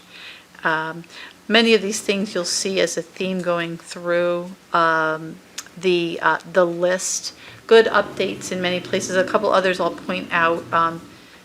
Hall also had a major renovation of a bathroom. I'm not sure if you've seen that one, but very nice. Much nicer place to visit. The tennis courts are a bigger piece that is started. That process has started. That is one that is not complete yet, but will be completed, I believe, this spring. They will be able to play on a new concrete slab with lines painted, but that final finishing has to be at a certain temperature for that to take, so that won't be fully completed until the end of the spring, near the summer. That's at both Conard and Hall. A new HVAC system at King Philip with, again, exterior doors and some painting. Another thing that happened in many places, paving a playground that just had deteriorated over years. Norfelt has one of the new style security updates that has a 2-person entry. You enter into what we call the man trap. They buzz you into the office and then you go. That project is a little bit behind just due to the acquisition of fire safe doors. They have doors in place, but those should be finished by the end of September. Sedgwick is the 3rd year of a roof replacement, and they also had an update to 8 bathrooms. That one is just ending, we believe, at the end of this month. So there's still some ongoing work in some locations. Webster Hill, Wolcott had some general normal updates for the year. And some other painting in the playgrounds area, and all buildings, of course, received a thorough cleaning to welcome our students back. But all of the team here was in schools on the first day, and I think we were pleased at what we saw. Although there are a few things that are just continuing, we feel like we're in very good shape. Sure.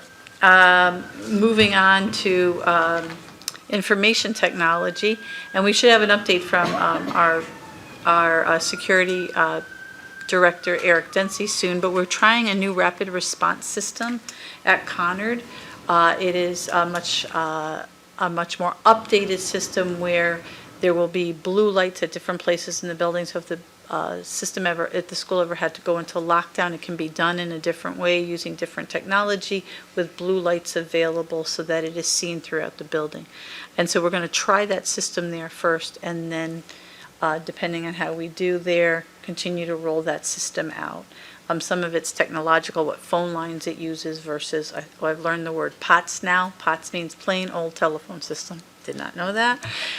Versus more fiber and other ways of communicating. We have much better outdoor wireless now in town, which is helpful. We have certainly addressed the homework gap by deploying many more Chromebooks, as you've seen over the last year, which has helped tremendously with access. We continue to repair damaged fiber that occurs through not only normal wear and tear, but accidents, such as the one outlined here. There was a crash on Mountain Road, which took out some fiber. They're updating some edge routers. I wish I could speak intelligently about what an edge router is, but I understand what they do, increasing our internet speeds. We always apply for the federal E-rate application, and that happened again this time for wireless points. Overall, I think we are moving PowerSchool to the cloud, which is, I already like it a lot better. I know the sign-on is much easier for us, and that storage is much better for us with software as a service versus housing it ourselves. And I mentioned their single school sign-in, just easier for the teachers instead of having to remember as many passwords. Now they can go on and use something like their Google account, which just lets them get right into their systems. So good updates in information technology, continuing to get better each year. And in our transportation, it's amazing to see how many children you transport and how many runs per day, and that system is done so efficiently with an office of 2 people here in Damaris Torres and the transportation department. They expect we'll transport over 5,400 students on 97 buses with 223 runs, which is a great effort, but the buses, and you know, a lot of school districts have had their problems with drivers and filling them. We're very lucky right now that we feel pretty full, and that our runs, our practice runs went very well, which helped the first day of school go pretty well. And although there's always a few very small bumps that first week, they were minor, and we are off to a great start in transportation. Did you want to pause after each section, or did you want to go all the way through? It's up to you. Let us continue on, please. Okay. Thank you. Before we get too much farther, I want to make note of a lovely person on the slide here. Can't take you anywhere. I'm not talking about Swoop. Dr. Haskins, you may have noticed there wasn't a separate equity advancement report. That was actually very intentional on our parts, and I just wanted to give that 2 seconds of airtime. Given that our work in equity advancement really transcends all of our fields, whether that be the curriculum and the instruction, the social relations with students in terms of our discipline policy, our hiring practices, our identification practices, our budgeting for resources. You know, it really touches everything. So we didn't want to give appearances of the work being siloed, and so we really want to have the opportunity for Rosina to be able to jump in on each report as she sees, based on any significant efforts that apply to the opening of school. So I wanted to make sure I said that, because I'm sometimes accused of not giving her airtime. So I want to make sure that that was a clear expectation on our parts. I'm gonna outline some things, and Rosina and I are going to partner on our delivery on this piece, talk to you about those big ticket items in terms of how this part of the report was organized. And I'll start with continuity of services, and I'll just say that continuity of services was a required element of the school reopening when we first came back from the pandemic. It was tied in with the notion of how our district's using a lot of that federal ESSER money, but it really kind of was the buzzword across the state, common across all districts, for a reopening of school plan. And there are elements there, you know, that we reported on, say in the spring, with our ESSER closeout report that I know Liz came up and did. But there are elements that were new this year that we figured we would just want to highlight. And I think many of these are touched on by other people. So I just bulleted them out there, where we will talk to you about the different professional staff that we were able to secure or continue to employ under our ESSER plan to reduce our class sizes as we continue to move out, as well as a number of specialized positions that we'll hit on. You'll hear me talk about the summer learning, and we have continued to have extended summer learning opportunities for students as we come out of the pandemic and try to accelerate learning and take care of any learning loss. We'll be very happy to hear about a big recruiting process of school counselors, specifically those at the elementary level, that my colleague will talk about, our participation in the CREC program. So you see all these pieces here. I know also that we have phased out the pay-to-play. You guys voted on that last year, and we'll be able to talk about how those finances supported some of these efforts, specifically that of the elementary counselors, as well as other pieces. But larger than that, more encompassing than that, is the district strategic plan. And we have our set of themes and strategic efforts that I highlighted in the report, and I wanted to just spend a moment. I believe I also had somewhere in there, or at least I hope I did, had somewhere in there a link to that district strategic plan so that you could look at the document. But it is the piece that we outlined to the extended leadership team at the beginning of the year. We asked them to certainly be knowledgeable about what are the strategic efforts and how do they link to those and support those in their school-based goals, in their department-based goals, excuse me, right down to individual teacher goals. Yeah, it's actually back there.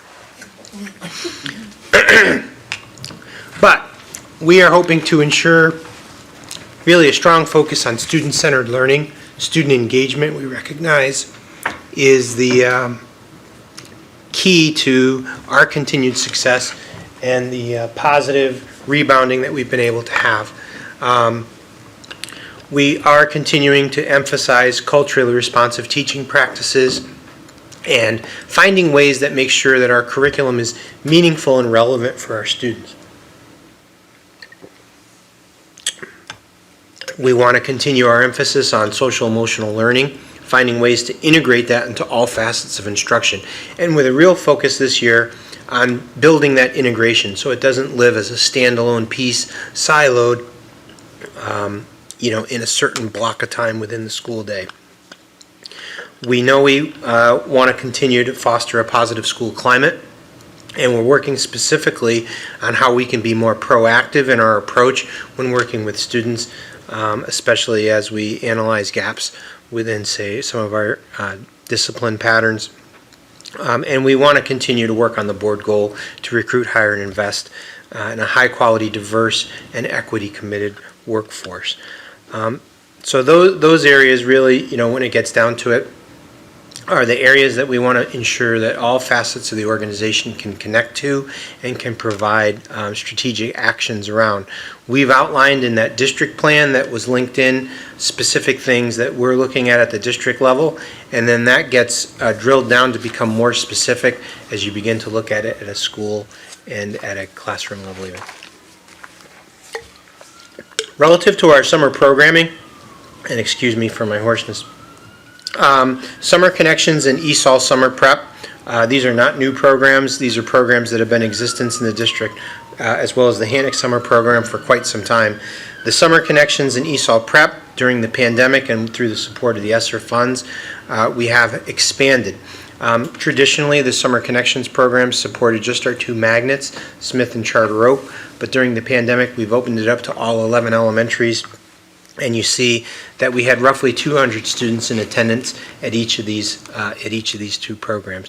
It was quite an increase in our ESOL summer prep program, which I think was helpful for students in terms of maintaining that language proficiency as they begin to learn it. It's also an indicator of some of our increase in the English learner population that we're seeing here in the district. And it speaks to, within the continuity plan, we have budgeted for an additional ESOL teacher this year, really probably for the next 2 years, paid for out of the ESSER grant to support those increases in enrollment. The Hannock program supporting the Hillcrest Area Neighborhood Outreach Center is just a program I'm thankful for Donna Cody and her leadership in running. That was back up and running, servicing 30 students in that neighborhood. And there we partner with them. That is really a community-run organization, but we partner with them, helping to supply them with different resources. And we helped out with one of the engaging activities they did with the Riverside Reptiles, which was a big draw for the kids. Our middle school summer program, that was a relatively new initiative following the pandemic with a real focus on re-engaging students. It started with looking at students that had been in the remote program, remote learning program, and students that were having some re-engagement issues in terms of their attendance. This summer we brought it back again, featured about 60 students. It's a 6-week-long program that runs parallel with our high school. The one change we tried to make for that, and this was kind of taking a best practice that we saw at the Dream Deferred conference, was theming it with art and self-expression. We had, as you saw there, we had some different artistic blocks that were offered both during the student's choice block, which was kind of like an elective, as well as during an interest block. Our effort with students, we certainly wanted to ensure that they got some literacy and numeracy remediation, but we also really wanted to focus on the engagement piece and find a way to hook kids into school. So there were some different things. They had one of our English teachers did a drama presentation, and as it talked about, students might have done an oral speaking piece at the end, something creative expression, something about themselves, something personal, or they did an art expression piece, and some of their writing might have been about that, maybe writing some reflections when they looked at other students' pieces. Again, to practice those literacy skills, but also try to get a hook with them and get them back re-engaged and find areas of interest. Our high school summer program, we've typically had about 600 students. We have that again. It's our second year coming out of COVID, having it be an intra-district program, so we have students from the surrounding area who also participate. We have maintained both the in-person, which is the primary means of instructional delivery, but we've also included online courses, typically for those that are in the get-ahead fashion. We've done great things in terms of our outreach with families to ensure that's an accessible program to all students, and as you saw in the report, we had over 200 families having access to this, earning is basically taking opportunity for about $81,000 in financial scholarships supported through the ESSER program. We also had an eye to the new graduation requirements in our summer program. There was a very exciting Teen Community Engagement Response Certification course. That's a program that was being offered by the town. Ann had done some work, as well as Michelle Graveline, who's our interim director of secondary ed, to create this very engaging opportunity for students to come in, learn about the student emergency response process and procedure, and also be able to earn their mastery credit while doing so. Again, that focus on relevant skills, student engagement, kind of hands-on learning, and some partnerships with our town colleagues to be able to support that. We also worked with our students that are in the school engagement program who may have been behind in credits and used the summer opportunity to help them make up their work. I'm going to have my colleague talk about adult education and student engagement.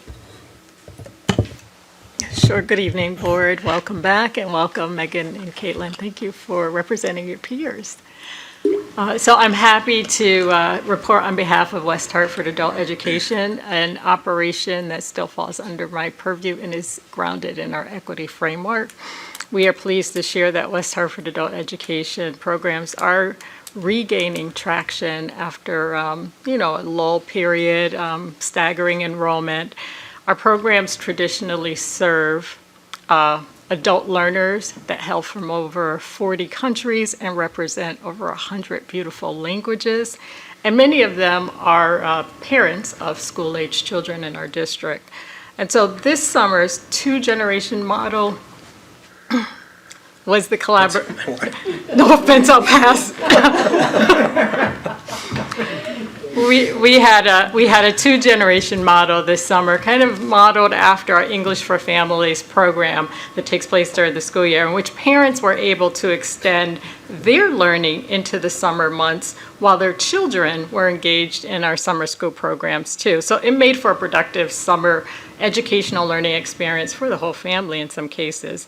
And I also wanted to highlight just a quick infomercial. We're looking forward to honoring adult learners who have satisfied their high school diploma program requirements, either through the GED program, by passing the GED, or by completing the requirements of the National External Diploma Program, which successful completion of the NEDP yields a West Hartford High School diploma.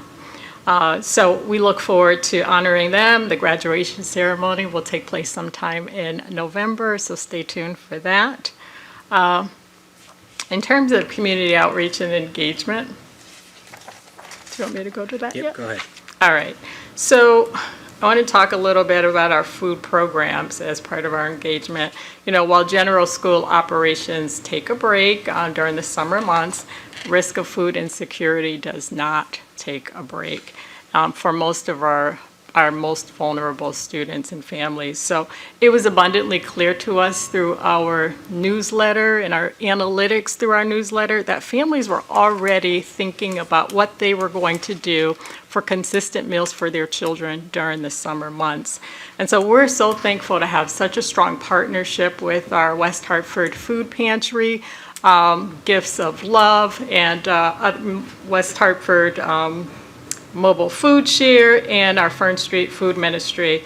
I know that Dr. Morrill shares our sentiments of gratitude, with a special nod to Catherine Wilson, who coordinates the Fern Street Food Ministry Backpack Program. She works tirelessly to secure, package, and distribute farm fresh and nutritious foods for families with need. And this past summer, Catherine and her daughter Julia, who is a Hall High School alum, they selected, packaged, and made weekly deliveries of over 4,000 pounds of food to families throughout the district. And so I know that people have asked, how can we help? That's a lot of work for 2 people. And they have declined our hands-on assistance because they want to certify to families that only their hands have handled their food with special care. But what they have asked of us is one way that we can be helpful is to reach out or be available to families who express need beyond food. And so that's been an additional support and a resource for our office to be able to identify, work with families, partner with families, and just hear what their concerns are, or even sometimes their hopes for their children in the upcoming year. And so while we are adjusting to this new normal, there are many families who continue to cope with the impact of the pandemic, and we just believe that they really shouldn't have to choose between keeping their lights on or putting fuel in their cars for the jobs that they need, with keeping food on the table for their children that they love. And so it's been wonderful to see the relationships and partnerships that Catherine has formed with our families. And she's probably not watching tonight because she's packaging food, but if you see her, please share those sentiments as well. And I'll just wrap up very quickly. Beyond the academics, in our summer programming, I just wanted to highlight, as I'm sure you saw under student engagement, we also had summer programming to support music opportunities for students. We had different leadership opportunities for students, which included our web leader training for our middle school, and certainly our equity squad at our high schools, which was a very innovative and I think great use of student voice as a feedback loop to what does our work look like, and as it's being delivered in a formal way to our students, but also as it's being a lived experience, and what feedback do our young people have for us as to how we can improve. And so I know we had a small piece in there on that, as well as an opportunity to continue mentorship and work under computer science with the coding activity that was highlighted. Under the curriculum work, I'll just mention briefly that there's more curriculum work that happened than just those things, but I just wanted to highlight those things that reflect either board goals or district strategic activities related to goals, to include bolstering our magnet theme, our continued work with representation within our curriculum, continued work on the math sequencing, which was a change to high school level in terms of the order of the 9th, 10th, 11th grade classes that we presented to you on. The college and career experiences, such as the ECE experience, new course there with the oceanography in our science classes, the expansion of American Sign Language to a third-year course, and work within our middle school, and again, reflecting our work with the advisory program, social emotional learning and social justice, and mastery experience, just to name some of them, as well as I know you're aware we had the big change to our elementary schedule, so we afforded those teams, those special teams, some time so that they could be well prepared to deliver their instruction in a new framework this year, moving from either two 30-minute periods or one 60-minute period down to that 40-minute rotational block, and including music within the intensive behavior program. So we afforded them some curriculum time so that they could be ready for that at the beginning of this year. Likewise, there's some description of different professional learning for teachers that was available. Again, all in support of those common goals in and around our academics, in and around our equity work, in and around our social emotional learning. So I'll pause at this point and turn it over to you for any questions. If it's okay, we can continue on and we'll ask all our questions. But thank you so much for what you've shared so far. All right, good evening, and as Lorna said, welcome forward. I like that mantra, and welcome Megan and Caitlin. It's nice to meet the both of you. Thank you for serving on the board. Pupil Services is a growing department here in West Hartford Public School. Over 9,200 students, 1,614 have individualized education plans. Our prevalence rates in special education continue to grow. In 2007-2008 school year, the state reported about 11.5% in prevalence rate for students with special education needs. And we're currently at a state level at 16.5, and here in West Hartford, our trend continues very similarly. We're at 16%. And we're growing on both ends. We find that our students who are exiting birth to 3 services and starting with us in our early learning center or in pre-Ks is a growing bunch. It's our highest class that we've ever hosted at the start of a school year. We know that those numbers will actually continue to grow across the school year as students exit birth to 3 services and require more formalized special education services, whether they're entering our pre-K or receiving itinerant services. We also have a very robust and growing transition post-secondary program. We're hosting 55 students this year to start the year and had to expand our site to include 2 classrooms that are actually located here at Town Hall. But we're growing on both ends of the spectrum and everywhere in between in terms of our overall population. We measure our growth as a department by looking at the state standards. The report was last released of August of last year and reflected data on the state performance indicators for the 1920 school year. New data has not been released, and I'm very eager to see it, as I suspect some of the areas where we met overall all of our targets. There were a few areas such as 11th grade participation state assessments in the year of 1920. We know that the school closure could have impacted those scores. So I'm interested to see that data once it's released, but we continue to report on all of our seclusion and restraint data as required by the state and log that into our state system. Another measure that the state uses to measure special education is it annually monitors disproportionality. And disproportionality can be measured by 4 key indicators, and it exists when a racial or ethnic group is more likely to be identified as a student as having a disability, identified in a specific disability category, is suspended or expelled than other racial or cultural groups, or is placed in a more restrictive setting. And so when they notice an area of disproportionality, and there's a long history of occasional areas of disproportionality in all towns in the state of Connecticut, they give you a year 1 wording. And so they look at something called a relative risk index. 3 is the threshold, and so we had a score this year for students who are Hispanic and have an intellectual disability of a relative risk index of 4.26, which is obviously above the 3 threshold. That required us to engage in a self-assessment, and by which we looked at all of our policies, our procedures, and our practices, and did case studies on the students who might be falling in that category to make sure that we went through the process correctly for determining eligibility for those students. While that data we reported to the state, we saw that there were some numbers that were also elevated, but not to the level of 3, so we did take proactive action. This summer, we met with all of our administrators, we reviewed the data, we presented it, we calibrated our practices as a department at our annual kickoff to make sure that those policies and practices around evaluations, child fine, and our ability to determine eligibility is based on the data that we have in front of us. So we are making some efforts just to make sure that we're monitoring that data.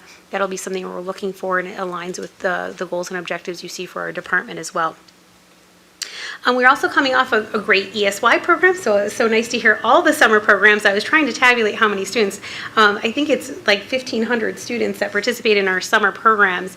Many of my students who have individualized education plans also participated in some of the nice programs offered for music with support, and it was really great. They really enjoyed it. And we had our largest summer school program for extended school year, which supports students on regression and maintenance of functional skills. We had 386 students who were enrolled in our program this year. It's run by 2 program coordinators, Lorna and Mike Davis, who do a phenomenal job organizing our 4 sites that support students from pre-K all the way through our post-secondary transition program. And that took a total of 39 special education teachers, 21 related service staff, which are speech, OT, PT, and 169 non-certified staff, such as our paraeducators, our teaching assistants, and 6 registered behavior technicians and 1 BCPA. So a big staffing team to pull off that feat. Our program runs Monday through Thursday for 6 weeks. In addition to that program, we also have a summer tutoring program that supports students who might need very specific skill instruction around literacy or math.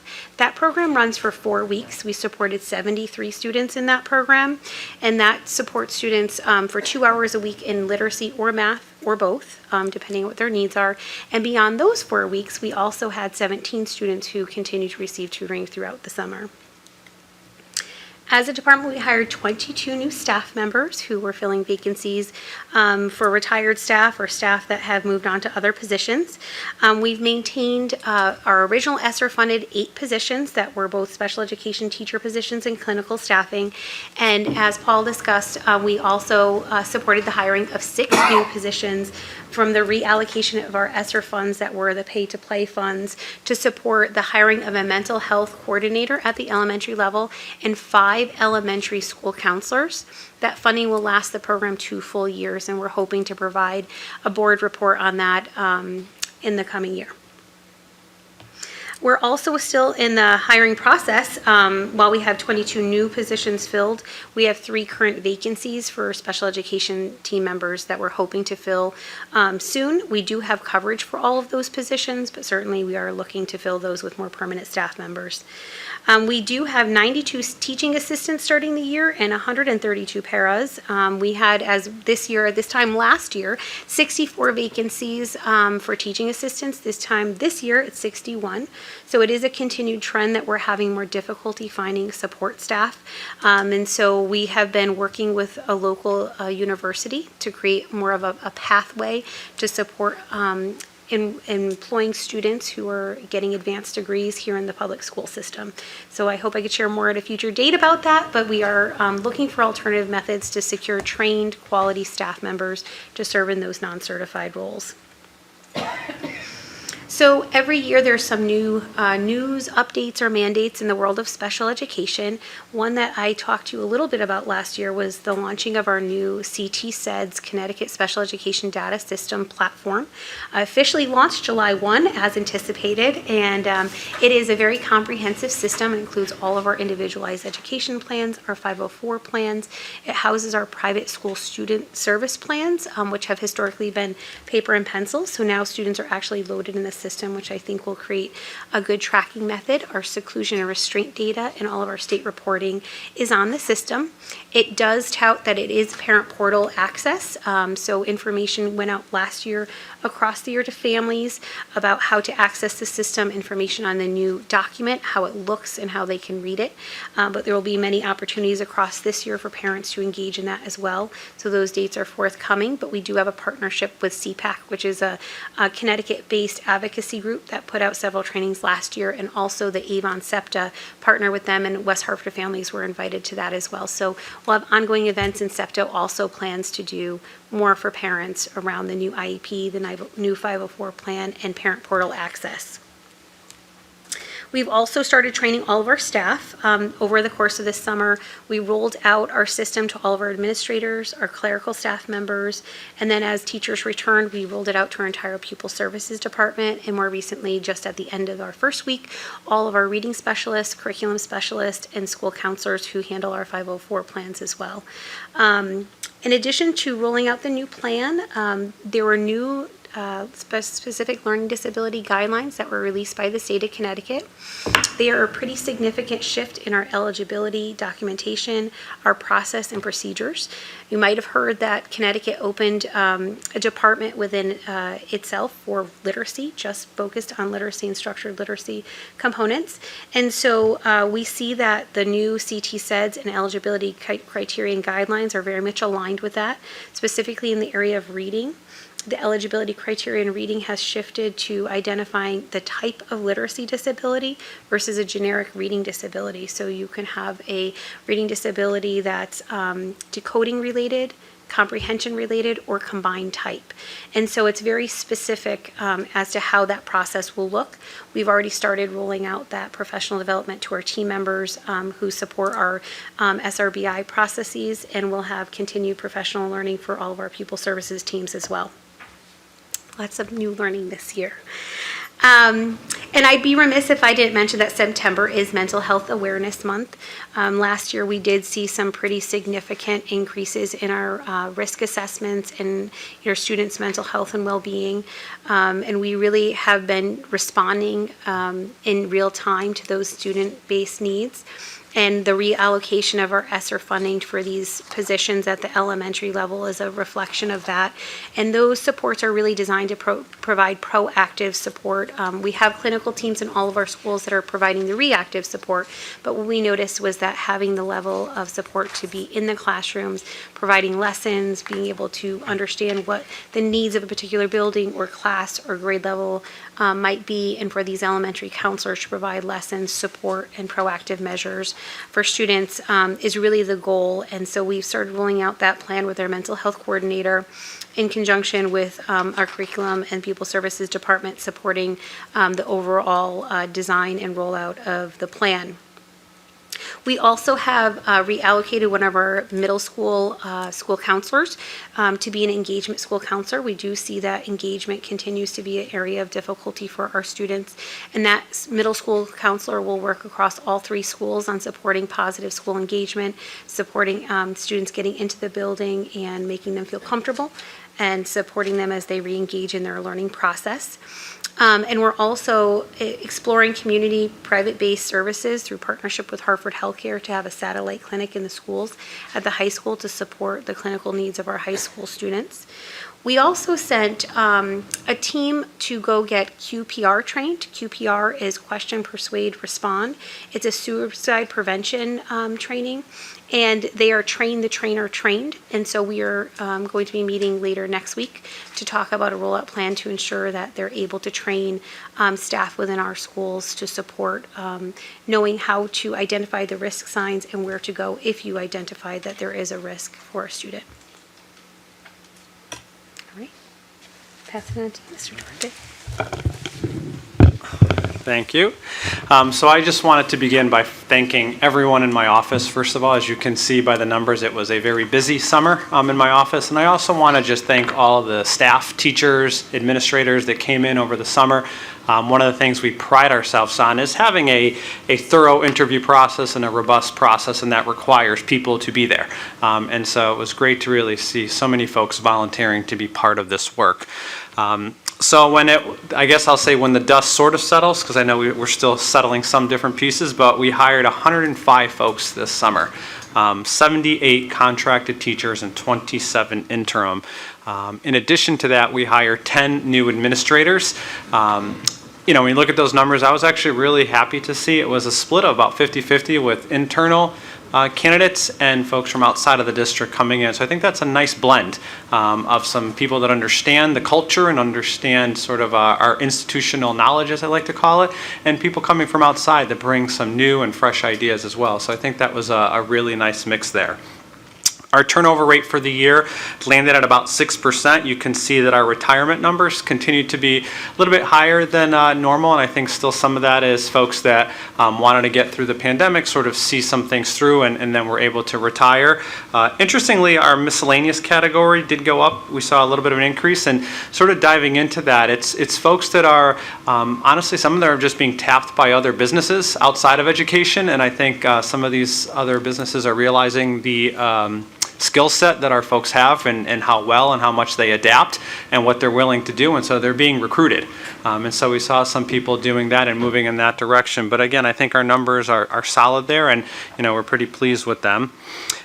You had heard earlier, and I'm sure you've heard consistently about the teacher shortage and across the country. It's not a West Hartford issue, it's really across the country. And I will say that one of the things that we were very fortunate is our reputation, as well as I think our strategic outreach, really lended itself for this not really being an issue when it came to most of our teaching positions. We had a very robust pool. We had over 2,000 applicants this year that we went through and screened all of these applications. From diverse backgrounds, from diverse parts of the country, which is exciting to see people from other parts looking at and seeing openings in West Hartford and thinking about moving and saying, hey, you know what, I've heard about your district, I've seen what's going on there, I'd love to apply, and having those conversations with them. And so that really lended itself to being helpful.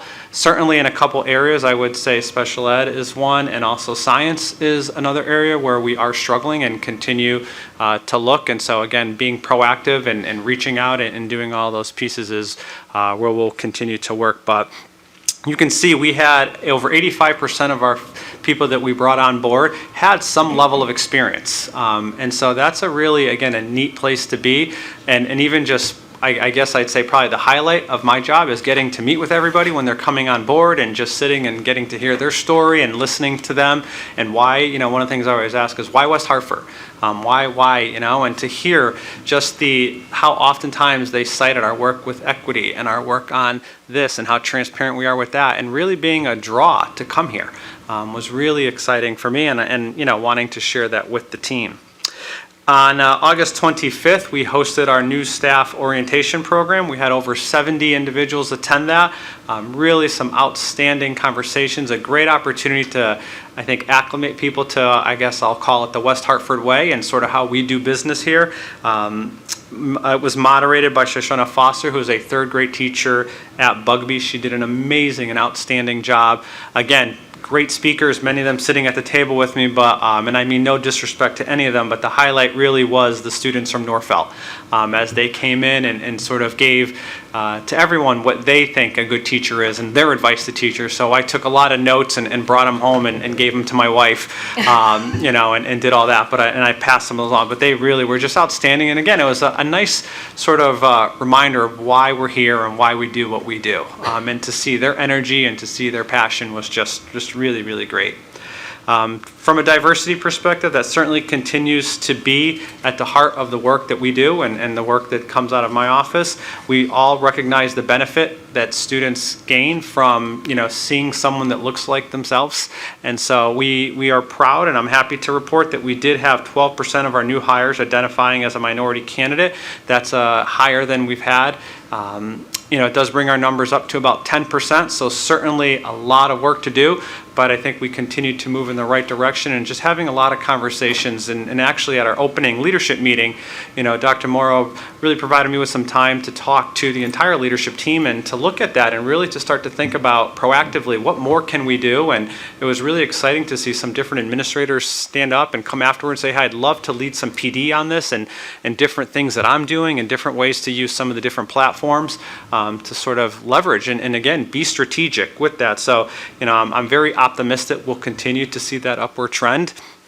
One of the pieces, and I'll certainly will let Rosina chime in with me, but I think one of the things I've been most excited about is really the Connecticut Teacher Residency Program.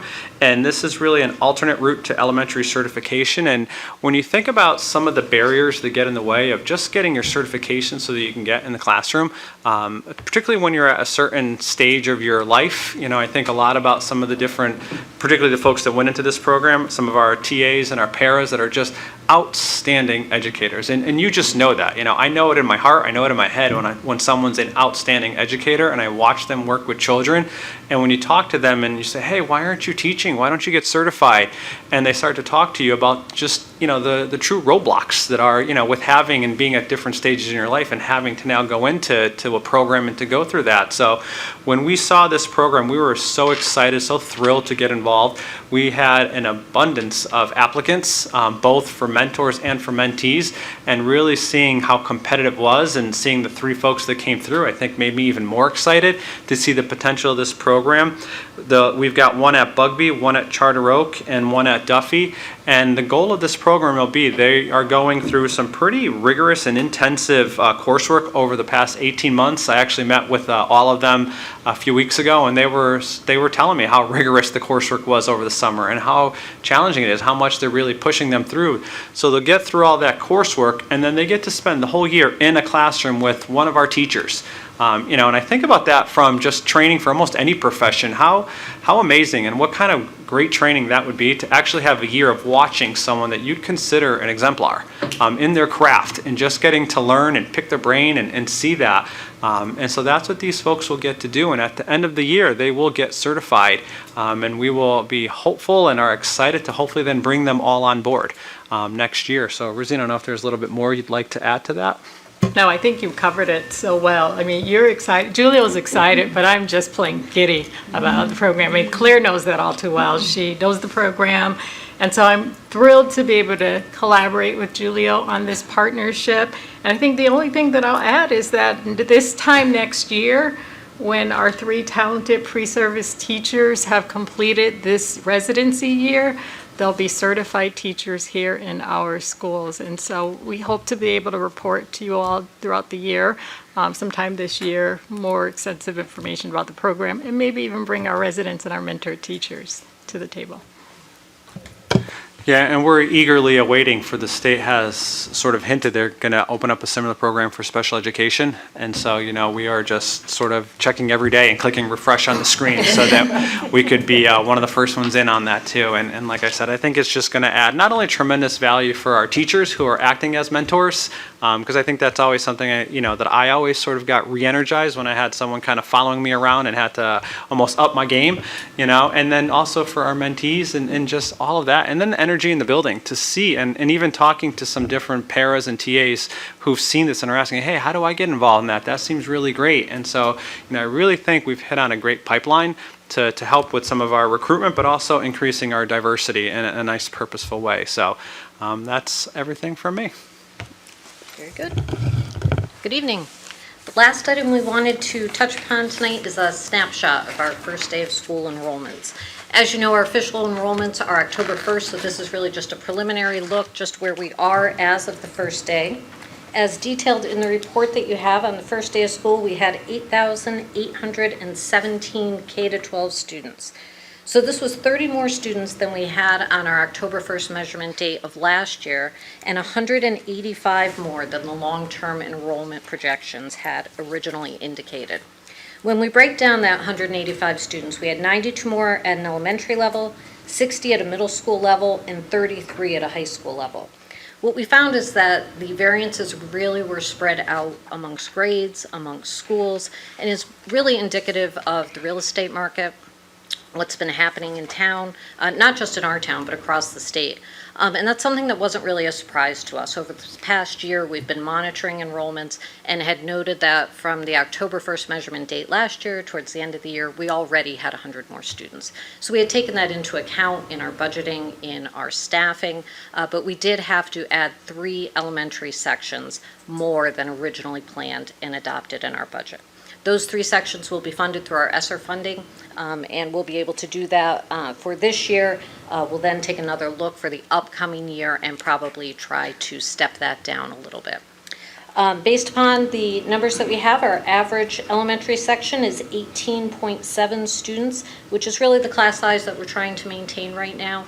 You've heard about some of the challenges that we're dealing with, and we really feel like that's an important step in addressing some of those challenges.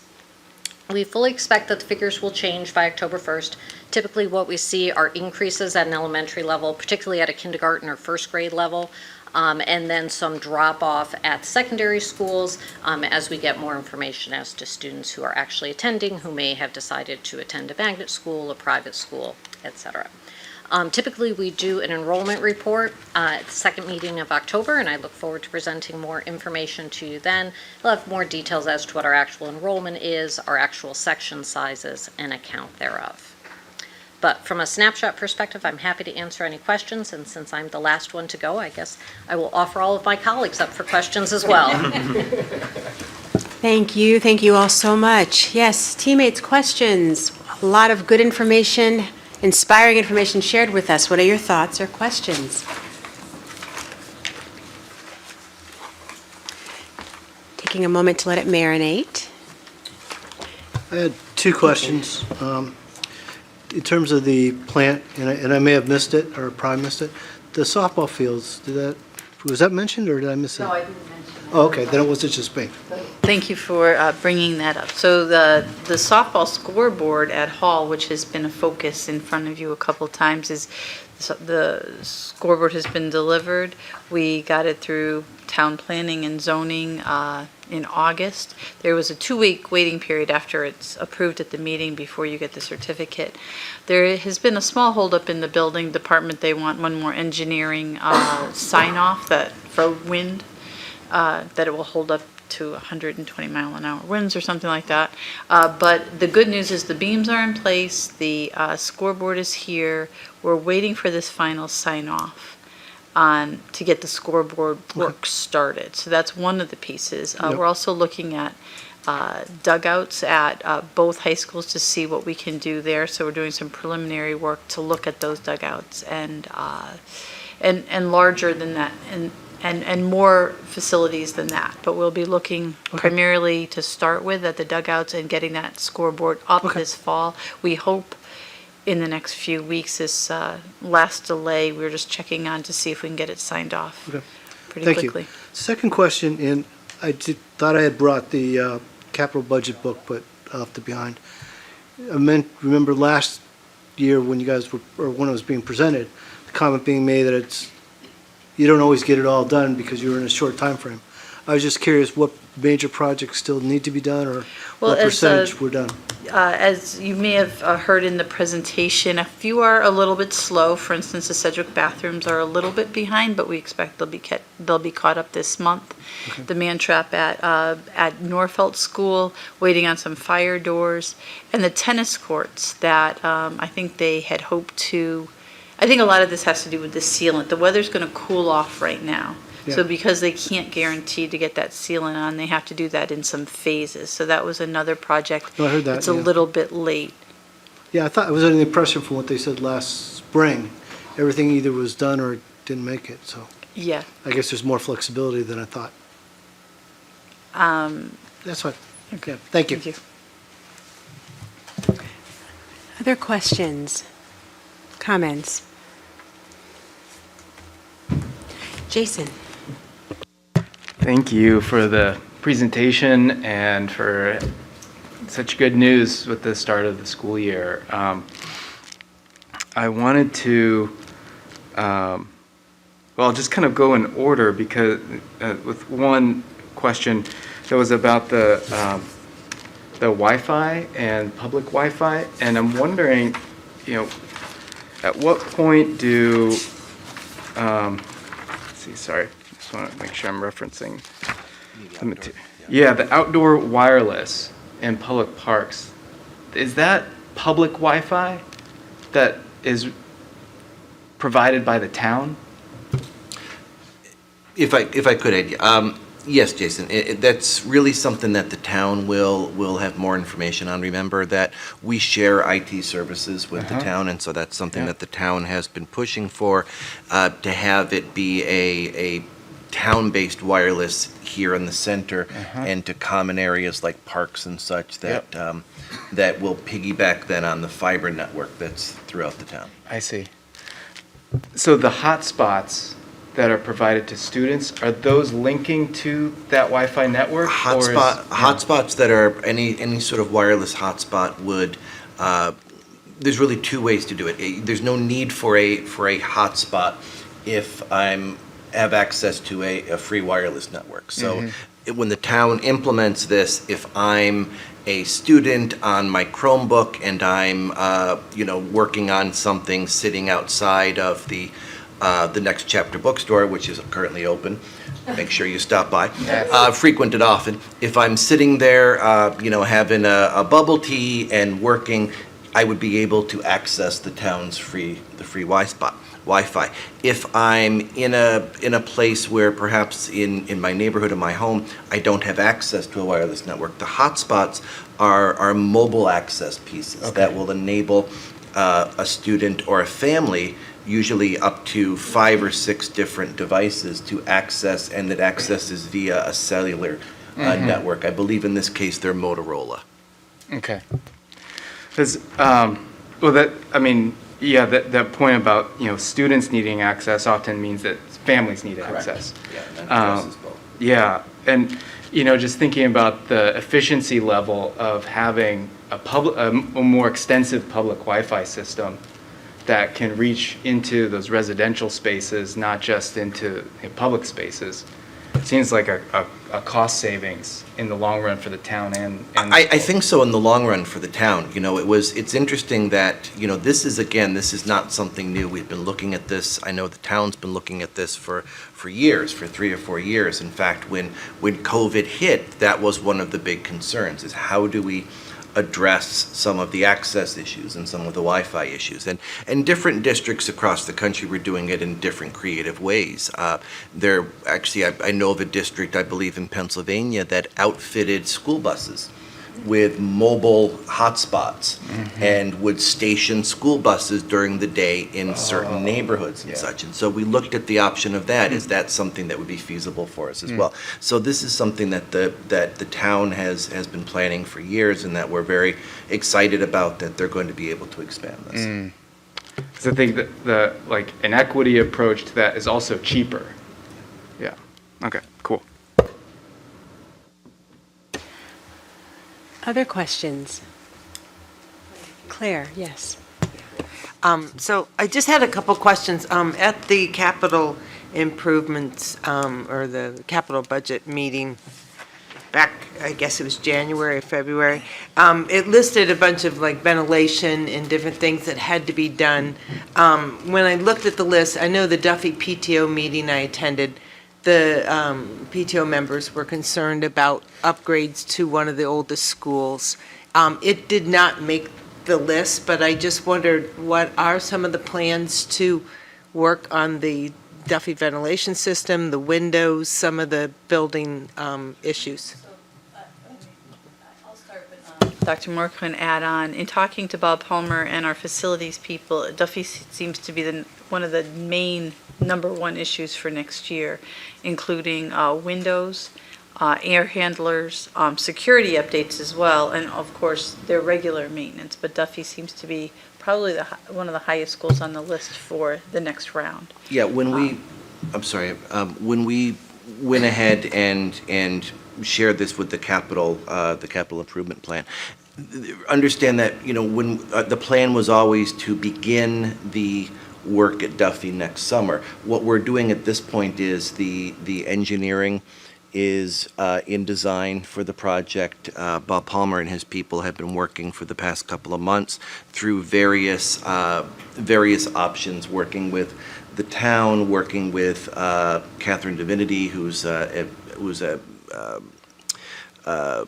conservation expert for the town, really working on what's the best way financially, what's the best way from an engineering standpoint to do this project. And so that's something that they're currently finalizing, with the then goal of we go out to bid with that over the winter, so that we're able to go ahead and have the project in place with contractors, so that come June 21st or whatever, we're able to get right in and start the project.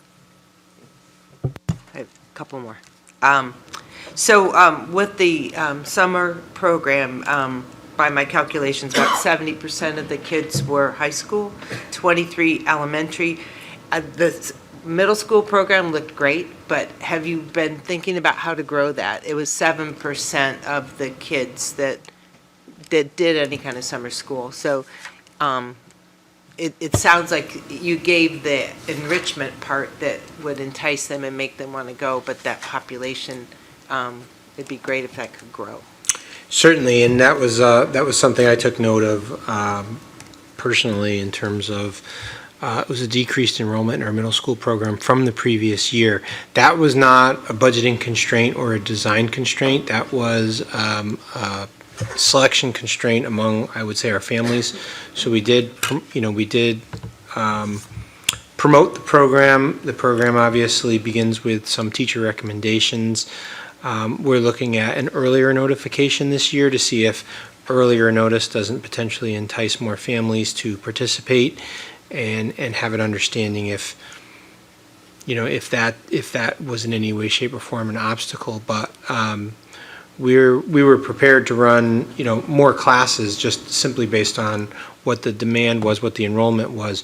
We are not requiring participation in our middle school summer program, so it's we do use it if specifically when there's a conversation, if a student may be in danger of retention, but it's not solely for students in that boat. We're seeking to cast a wider net, and the participants that we had were really those who chose to participate upon notification of recommendation. I'll add that we heard from several families that they had postponed their travel vacation plans over the past 2 years and really wanted to take advantage of getting away and kind of disconnecting and being together as a family. And then I wondered about the SEL curriculum updates. Has the website been able to incorporate some of the new curriculum?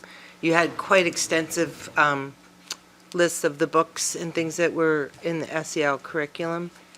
The work over the summer, has that? So a lot of the work over the summer, first off, the website and has a bit of a new look. The curriculum in a nutshell, which was historically a paper and pencil document prior to even the SEL curriculum formally. We've put that all together into a digital format that can be translated into multiple languages. It's up online. I believe it's up online and live right now in its new format. You click on a grade level and you can get all that same information as well as all the core content areas and resources at home for parents. A lot of the work that was done under SEL, the biggest part of it I think that was highlighted within the report had to do with our new middle school program, getting alignment across the 3 schools. We did look at a new core resource of Second Step. I think we've highlighted some of Second Step in the past, here perhaps more so at an elementary level. We haven't done a big kind of a splash with that at this time, as I know there. I don't know that I say I would have it kind of publication ready, but I don't know that it has the same at the middle school level. A lot of it's in and around team building and pieces of this nature, and it's informing, I think, a lot of how our advisory program will go. It will be up online. I can't speak to the fact that it's there right now, but that's certainly something that I can report back to you on as a board, and if you have interest, can showcase some of the highlights of that. Our biggest goal with that was to have some more greater alignment across our middle schools, so they weren't all each doing different things. 2 very quick.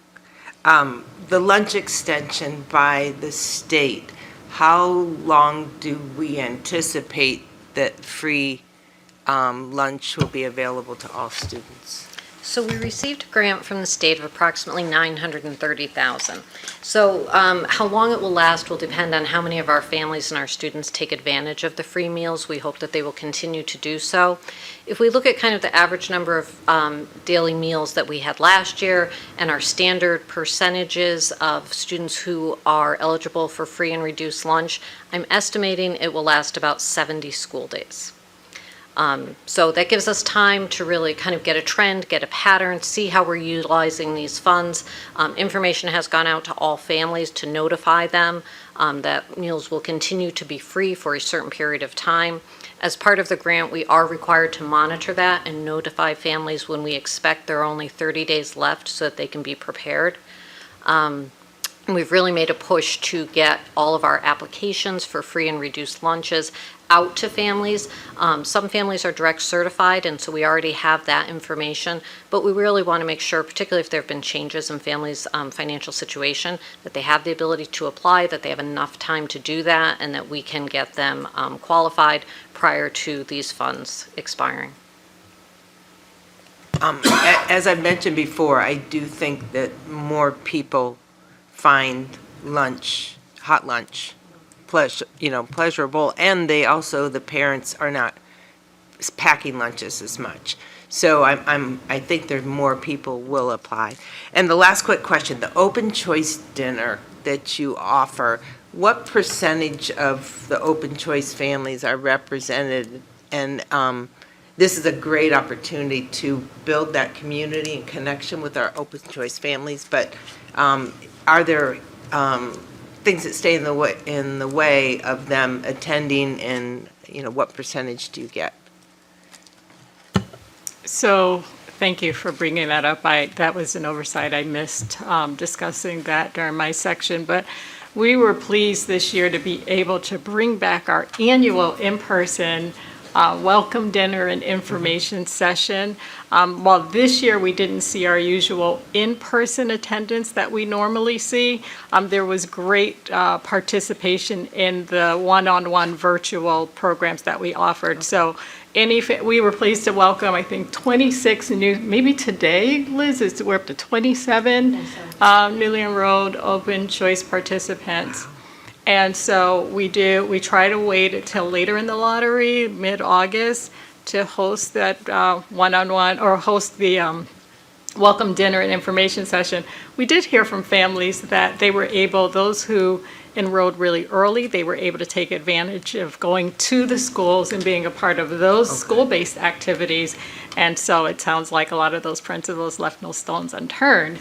But we wanted to make sure, and we doubled back, our family engagement consultant doubled back and offered these virtual drop-ins for families one-on-one, so they could have their questions answered more privately.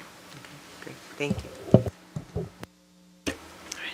Other questions, comments? Gayle? So Paul, I wanted to just ask you a question on something that you mentioned. You said that the SEL curriculum was not going to be a block of time anymore, or unless I misunderstood, but it was going to be more integrated. Our goal at the second, especially as you move up in the secondary level at the elementary, we have different components of the SEL that does get integrated throughout, say, civics instruction. At the secondary level, the delivery of SEL primarily lives within advisory or community. And as you look at some of the skills, some of the collaboration skills and things of this nature, we're looking for greater integration of that across all of the disciplines. So my understanding was that it was previously like a block of time, maybe at the elementary level. So at the elementary, they will do work with that. Traditionally, either in morning, it spans both morning meeting and potentially can span within, there is good integration within the civics curriculum itself. Mm-hmm. I know that, I'll use some of the aspects of identity, whether it be your culture, your family structure, things of this nature. When they're doing a particular lesson within the civics framework, one of the early learning standards has to do with being a good neighbor, being a good partner in school, and you're teaching some of these collaboration skills at a very young level. So they'll integrate potentially one of those lessons during that period of time. Okay. They can also do it very frequently. They'll also do it very frequently also during morning meeting as well. Okay.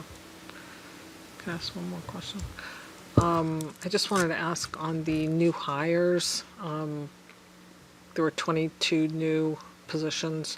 Were those new positions, or were those positions that you filled? In special education, they were positions we filled. Okay. And then there were 6 new positions that you added? Correct. With the reallocation of the ESSER funds that were the pay-to-play funds, we added 6 new positions. It included a mental health coordinator at the elementary level and 6 elementary school counselors. 5. It's 5 elementary school counselors. Which will just be funded for a certain amount of time. For 2 years. Okay. One last question. I wanted to ask you on, Julio, on the human resources side. Were you concerned at all that the turnover rate has like doubled in the last two plus years?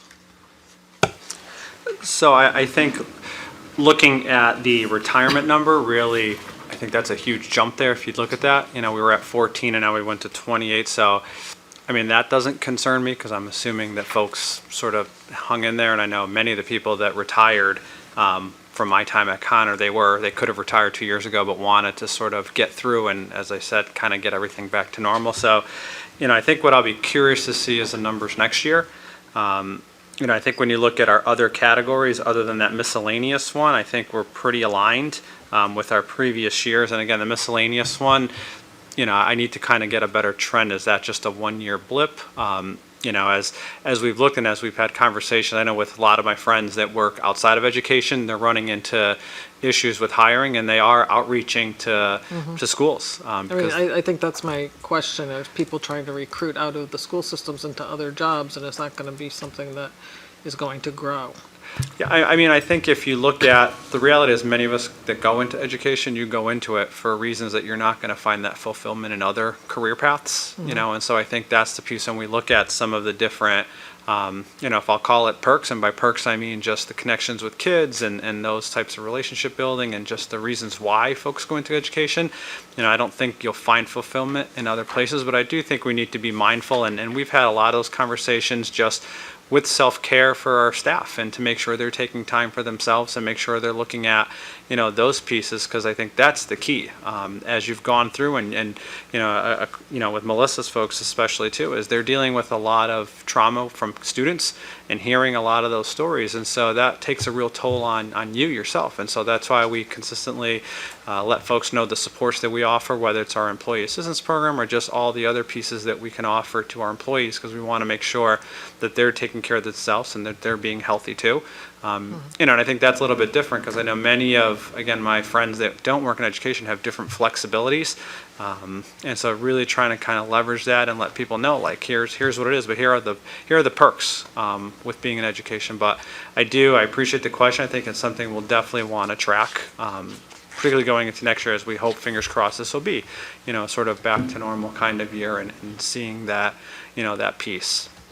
If I could add just quickly, it's a great question, Gayle, and it is something that we're looking at and concerned about, but I can also share, we spent the morning with some of the regional superintendents and the other in the greater Hartford area, and it's a very common issue that they're seeing as well, as far as not only the retirements of the people who held on through COVID, but then also the people who are being, in essence, recruited or poached into other areas. And so it's a concern that I think we can say is amongst all of the districts in Connecticut, really, from what we're seeing.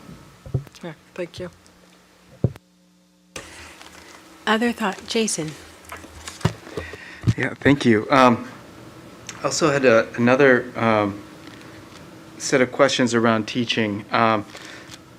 So I was really glad to read about the computer science certifications, and I'm wondering if there are larger goals for the district in terms of certifying computer science teachers and what that looks like for the year.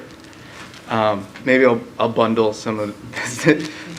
The other one is, Julia, you mentioned the roadblocks to teachers getting certified. Can you expand on that a little bit more?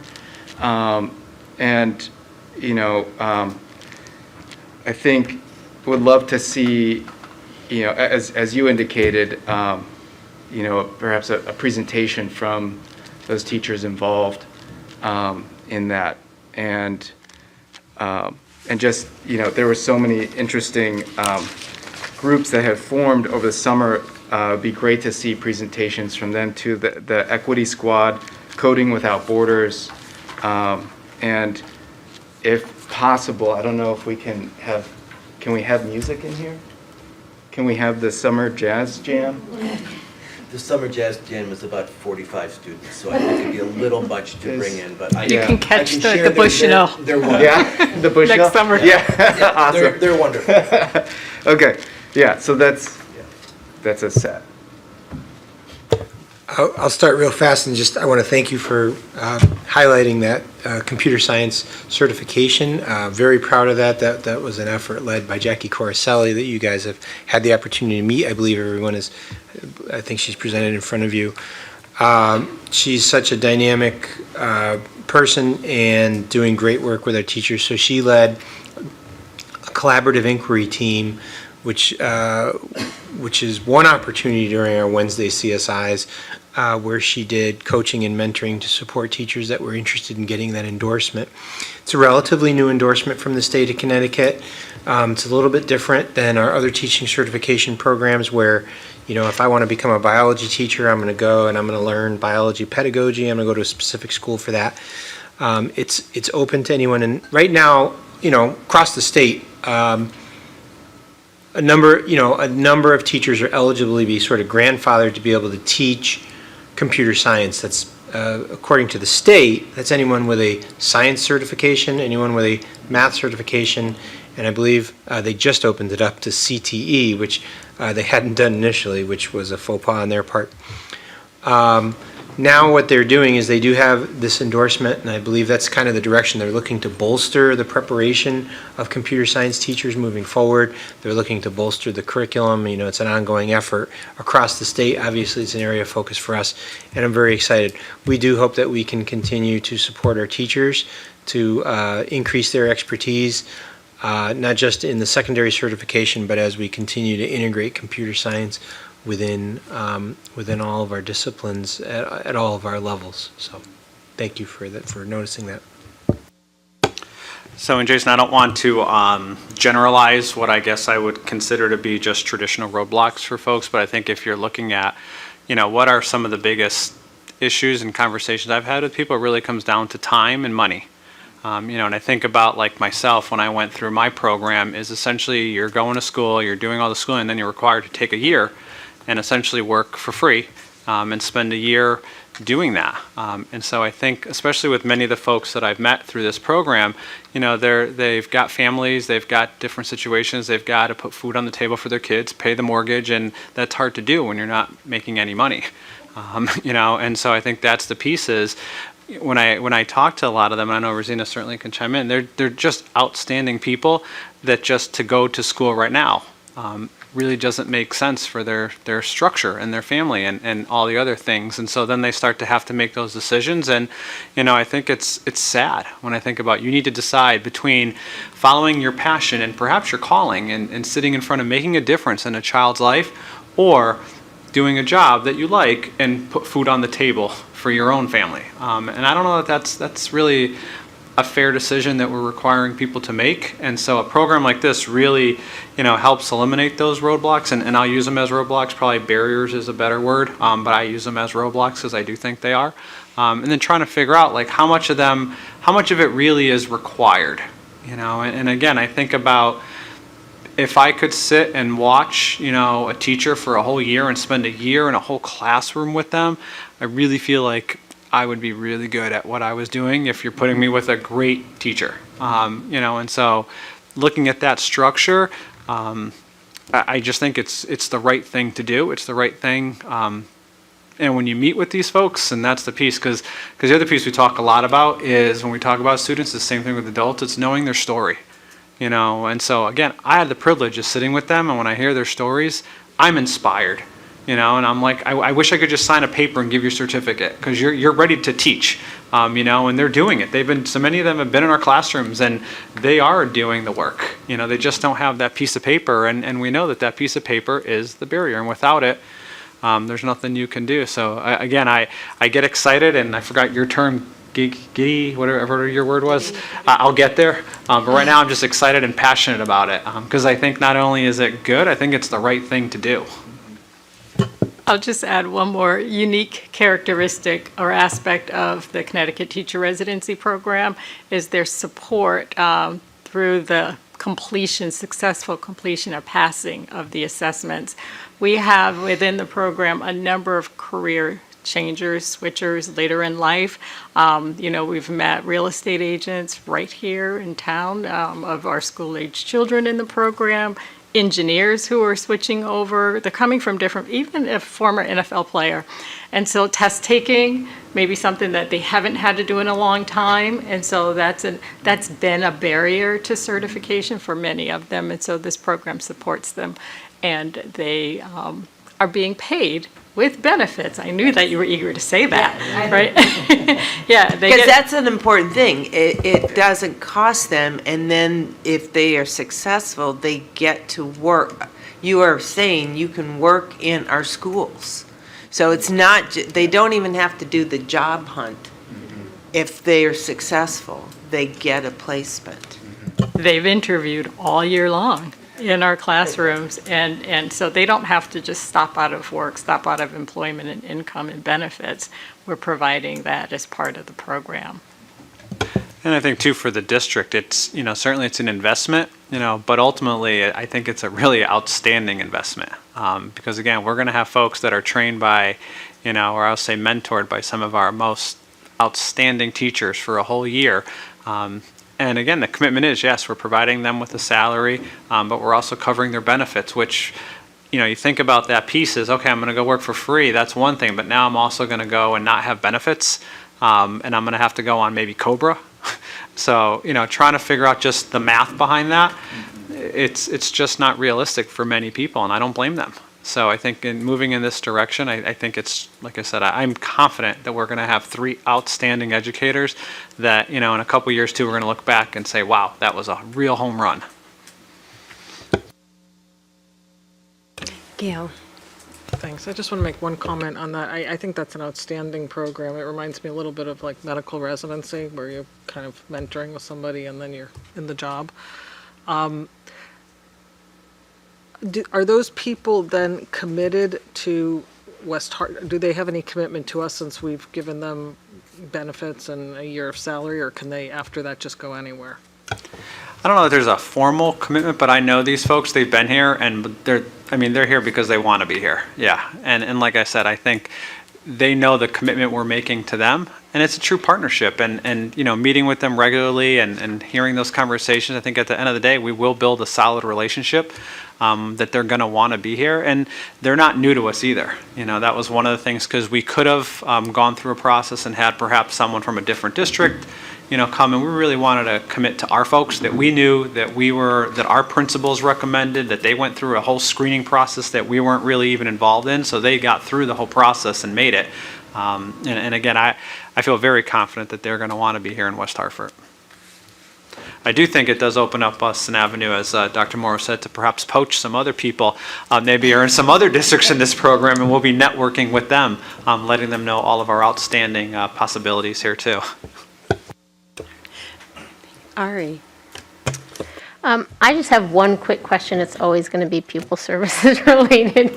I had 2 quick questions, and Melissa, if you don't have the data, that's fine. But I was just interested in kind of looking at our in-district kind of outplacements within district. So Strive and Reach, I was wondering if they're at capacity for their enrollment for the upcoming school year. And then the one program that wasn't mentioned, and I was just checking to see if it's still in existence, is the school engagement program, those 3. And then my other question about outplaced West Hartford students is, do we have any data on how many of our students are currently going to be outplaced this school year?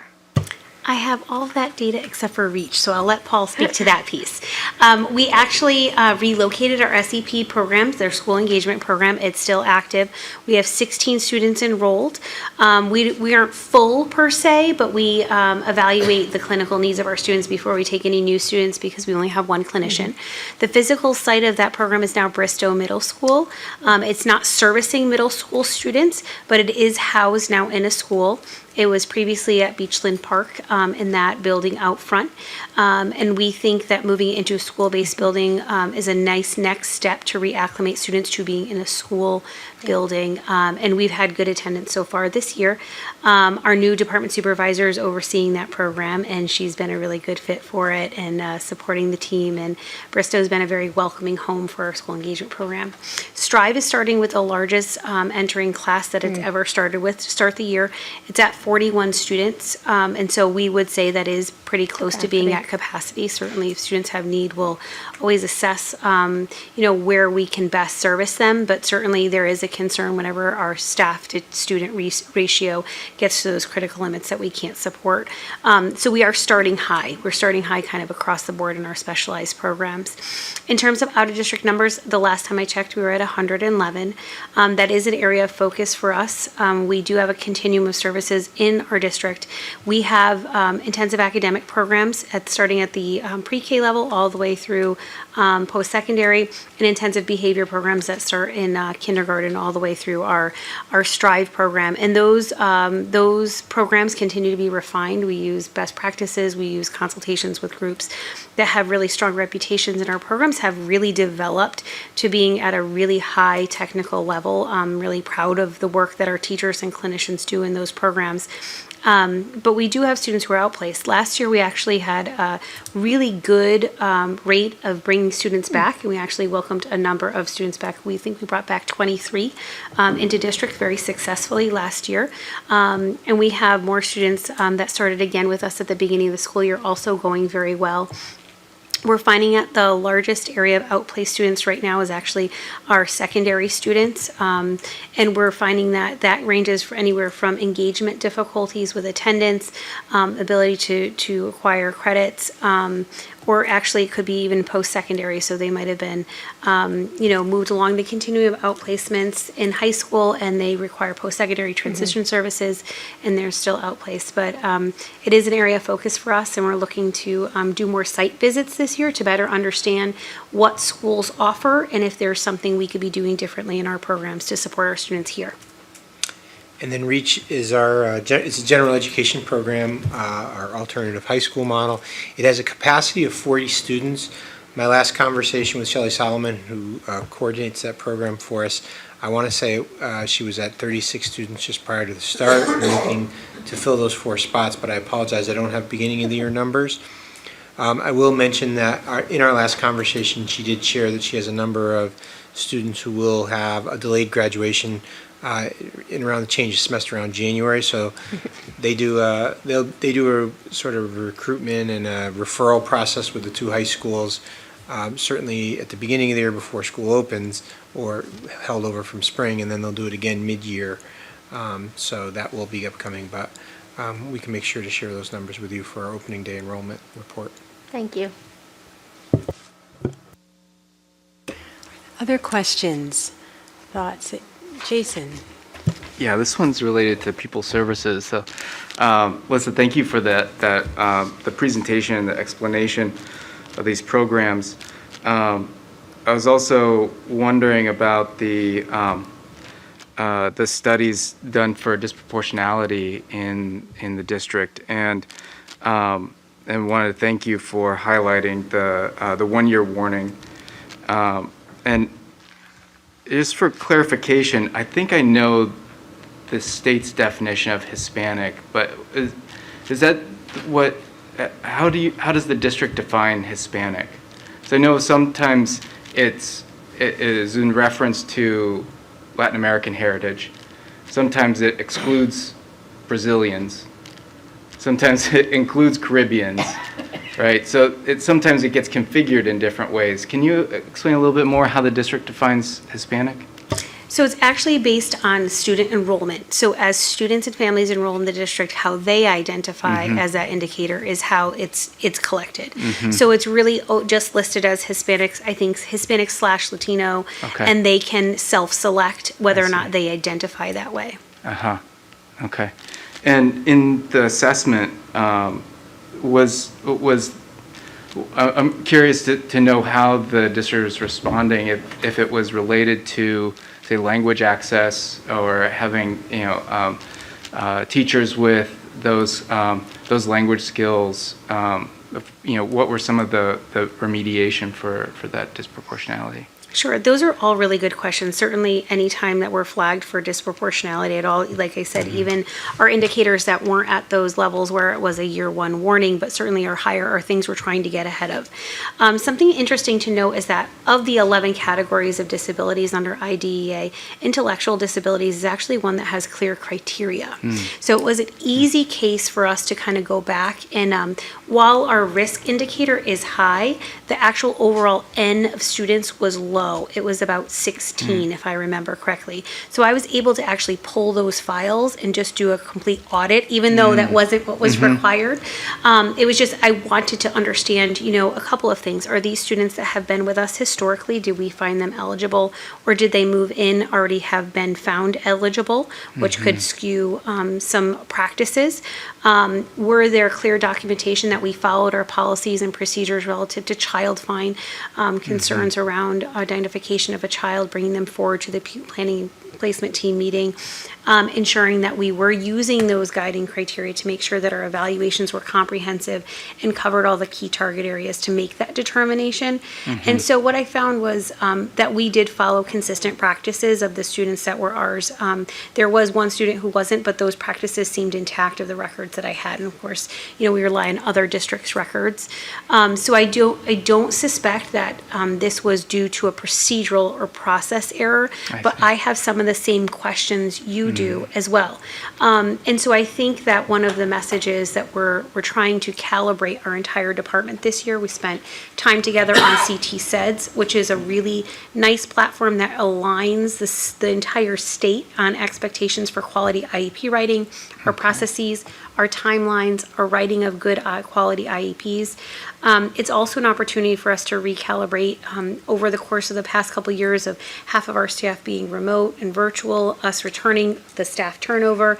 It was a really good time for us to come together as a department and review our policies and our procedures around identification and eligibility, and also working with the curriculum department, who does a great job in providing interventions that flows through the continuum for specific learning disabilities and those new guidelines to ensure that in our efforts to help that students who might have opportunity gaps that stem from the pandemic, that we're not pushing too hard or too fast, that we're giving students the time to respond to intervention and not inadvertently identifying them with a disability to provide those services.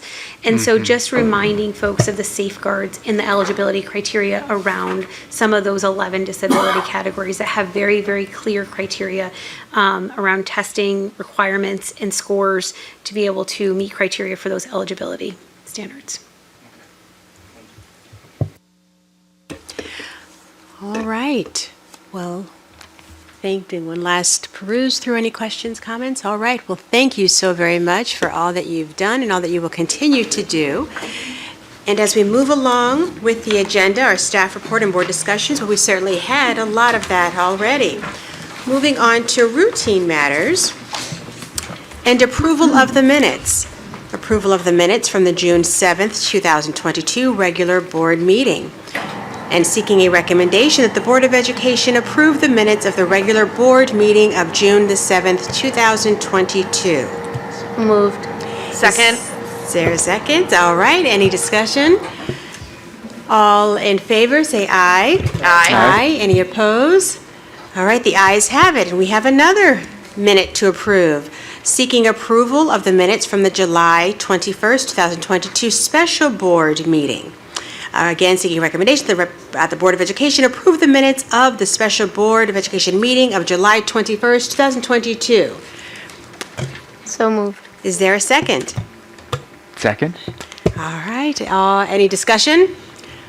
All in favor, say aye. Aye. Aye. Any abstentions? All right. The ayes have it. Yeah. That's all right. The ayes I was originally there too. have it. Oh, well, that was well, that's a good segue. We'll be. That's right. That's right indeed. Yes. All right. Pardon us. That's the hour we're having. Okay. And so now we are going to move to information and reports. Do we have any communication reports from our board members here?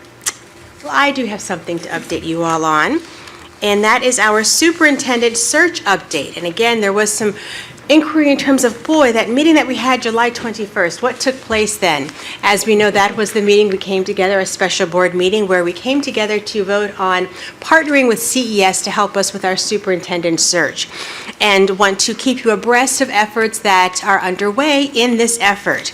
And so again, we're so fortunate with the partnership with CES, and want to share with you that there are several steps to take place moving forward. At the first meeting of the Superintendent Selection Committee, our first priority will be to review and approve community feedback instruments so that the consultants may begin to collect data from surveys, focus groups, and interviews to be used in the development of a set of leadership roles and competencies that best represent the needs of the West Hartford Public Schools. These research-based roles and competencies will be used throughout the interview process to assess the skills, abilities, and attributes of candidates against a set of valid and reliable criteria. Our second priority will be to review and approve the posting and application acceptance period, normally from 4 to 8 weeks. Once approved, the posting will be distributed broadly through professional networks and organizations, superintendent preparation programs, educational job posting sites, and direct emails to more than 30,000 currently certified superintendents across the state and the nation. Following the close of the application period, all application packages will be shared with and reviewed by the Superintendent Selection Committee, and candidates will be selected for initial interviews. So again, we know that the Personnel Search Committee is represented by the board members here, and we will have frequent engagement with CES as we continue with the superintendent search process. So that is where we are at this time. And with that, moving on with the agenda, we are so glad again to have other information and discussions, but now we're going to go to a very important part of our meeting, and that is hearing from our students, our student representatives. And at the start of the meeting, we shared we have 2 new representatives with us today, and we're so glad again to have Megan and Caitlin. And so with that, I'm going to first pass it off to Caitlin to begin giving an update from Hall. Okay, first of all, hi everyone, my name is Caitlin Schiff-Cave. Thank you all for your warm words of welcome. It was very nice. Overall, Hall's first week of school so far has been wonderful. We had our orientation program, as was mentioned. Our Link Crew team was great. I was part of it. I had a wonderful time with my freshmen. They all enjoyed it very much. And it seemed like a very fluid and graceful way to start the school year, and I was very excited to be part of that team, and I had a great time. Other than that, there was class meetings for the past 4 days that took up our Period 2 community spot, which was very successful, and it was the first one I've had in a few years, which was also very nice, just to have our whole grade all together in one room. And it was definitely an air of community that I feel has been a theme in this meeting as well, so that was wonderful. Other than that, it's just been very busy beginning of the year. We have our tryouts I think, just ended for all of our sports teams, because this week is our first week of real games, which is very exciting. My first field hockey game is on Thursday, and I'm very excited for that. And as one other thing I did want to mention was the bathroom renovation at Hall. It is my new favorite bathroom. It is very clean. It is wonderful, very sparkly. I have definitely taken a few unnecessary detours to go there instead.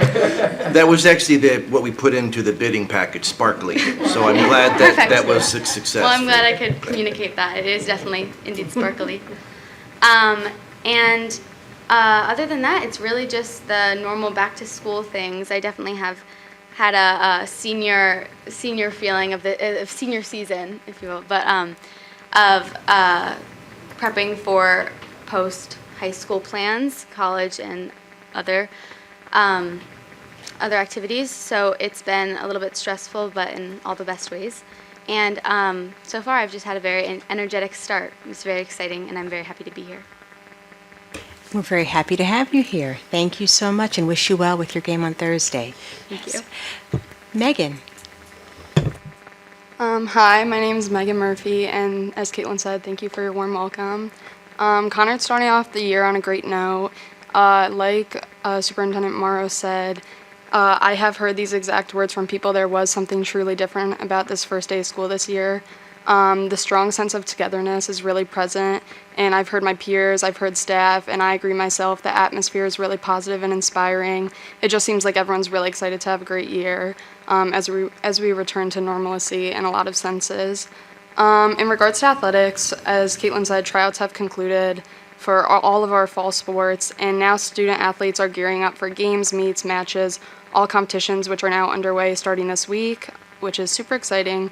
And actually, something great to mention is one of our teachers, Miss Esposito, was just named 2022 State History Teacher of the Year, which is excellent.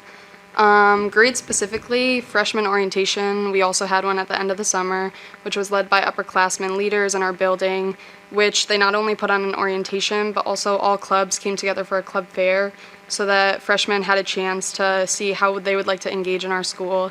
And it was just great as they embark on their high school years to get have an opportunity to get connected in our school. Also, senior meetings will be beginning shortly. All of me, our fellow seniors, and myself, we're going to be meeting with our school counselors to discuss postgraduate plans. And similarly, our bathrooms at Conard have been a highlight. 2 of our bathrooms were repaired this summer, and I think everyone has really enjoyed the cleanliness of that. It was a really big deal, and overall, everyone's excited for a great year. Wonderful. Thank you so much. Thank you both. And yes, Deb. Plus, they're really bad. It's just different. I want to thank the students. Thank you so much, Megan and Caitlin, for your presentation. And I will tell you that as somebody who would not use the bathrooms in my high school all 4 years, I totally understand having a brand new one must be very nice. I was wondering if you have any merchandise available yet that have Titans and Red Wolves on there. Just curious as a follow-up. In terms of sports and athletics, I am a captain for my field hockey team, and we were going through the process of designing our merchandise. We started with the new Titans logo, and then we were informed by our coach that that might not be the smartest plan since our mascot hadn't been confirmed yet. We changed it to an H and sent out the form, and then it was confirmed. So as of this year, for field hockey merch, it is just an H, and I believe because it was just the safest bet at the time. But I do think there are a couple other teams and sports teams that weren't quite so from the jump on that merch stuff. So I think that they do have the new Titans logo on there. And other than that, it was totally new to see all of the hall stuff redone. There's just signs everywhere. It was really cool to see. I didn't actually realize how many logos were around the school until I started seeing the new ones. But yeah, as of merchandise like that, there isn't any in the school store yet, I don't think, but for athletics, I think it's been on order, though, is what they're doing with that. And I can speak a little bit to Connor because I know that they're in the process of finalizing their choices, and I know that Mr. Hines will be talking with you and the other student leaders about that shortly. Yeah, just to touch on Conard, I spoke with Principal Hines today, and we're still in the process of revising a logo and everything, so nothing's been finalized yet, nothing's open for purchase, but hopefully soon. Awesome, thank you so much. All right. Well, thank you so much again. So glad to have you on our team, and we look forward to continuing to partner with you all. And with that, we will go to future business, announcement of future meeting dates. The next Board of Education meeting will be Tuesday, September the 20th, 2022, right here at the Town Hall at 7 o'clock, followed by Tuesday, October the 18th, 2022, at 7 o'clock here at the Town Hall in the Legislative Chambers. And then after that, we will meet again on Tuesday, November the 1st, 2022, right here at the Town Hall at 7 o'clock. Is there a request for any future agenda items? Hearing none. Do we have any visitors here that would like to make a comment? Seeing none, we have no executive session.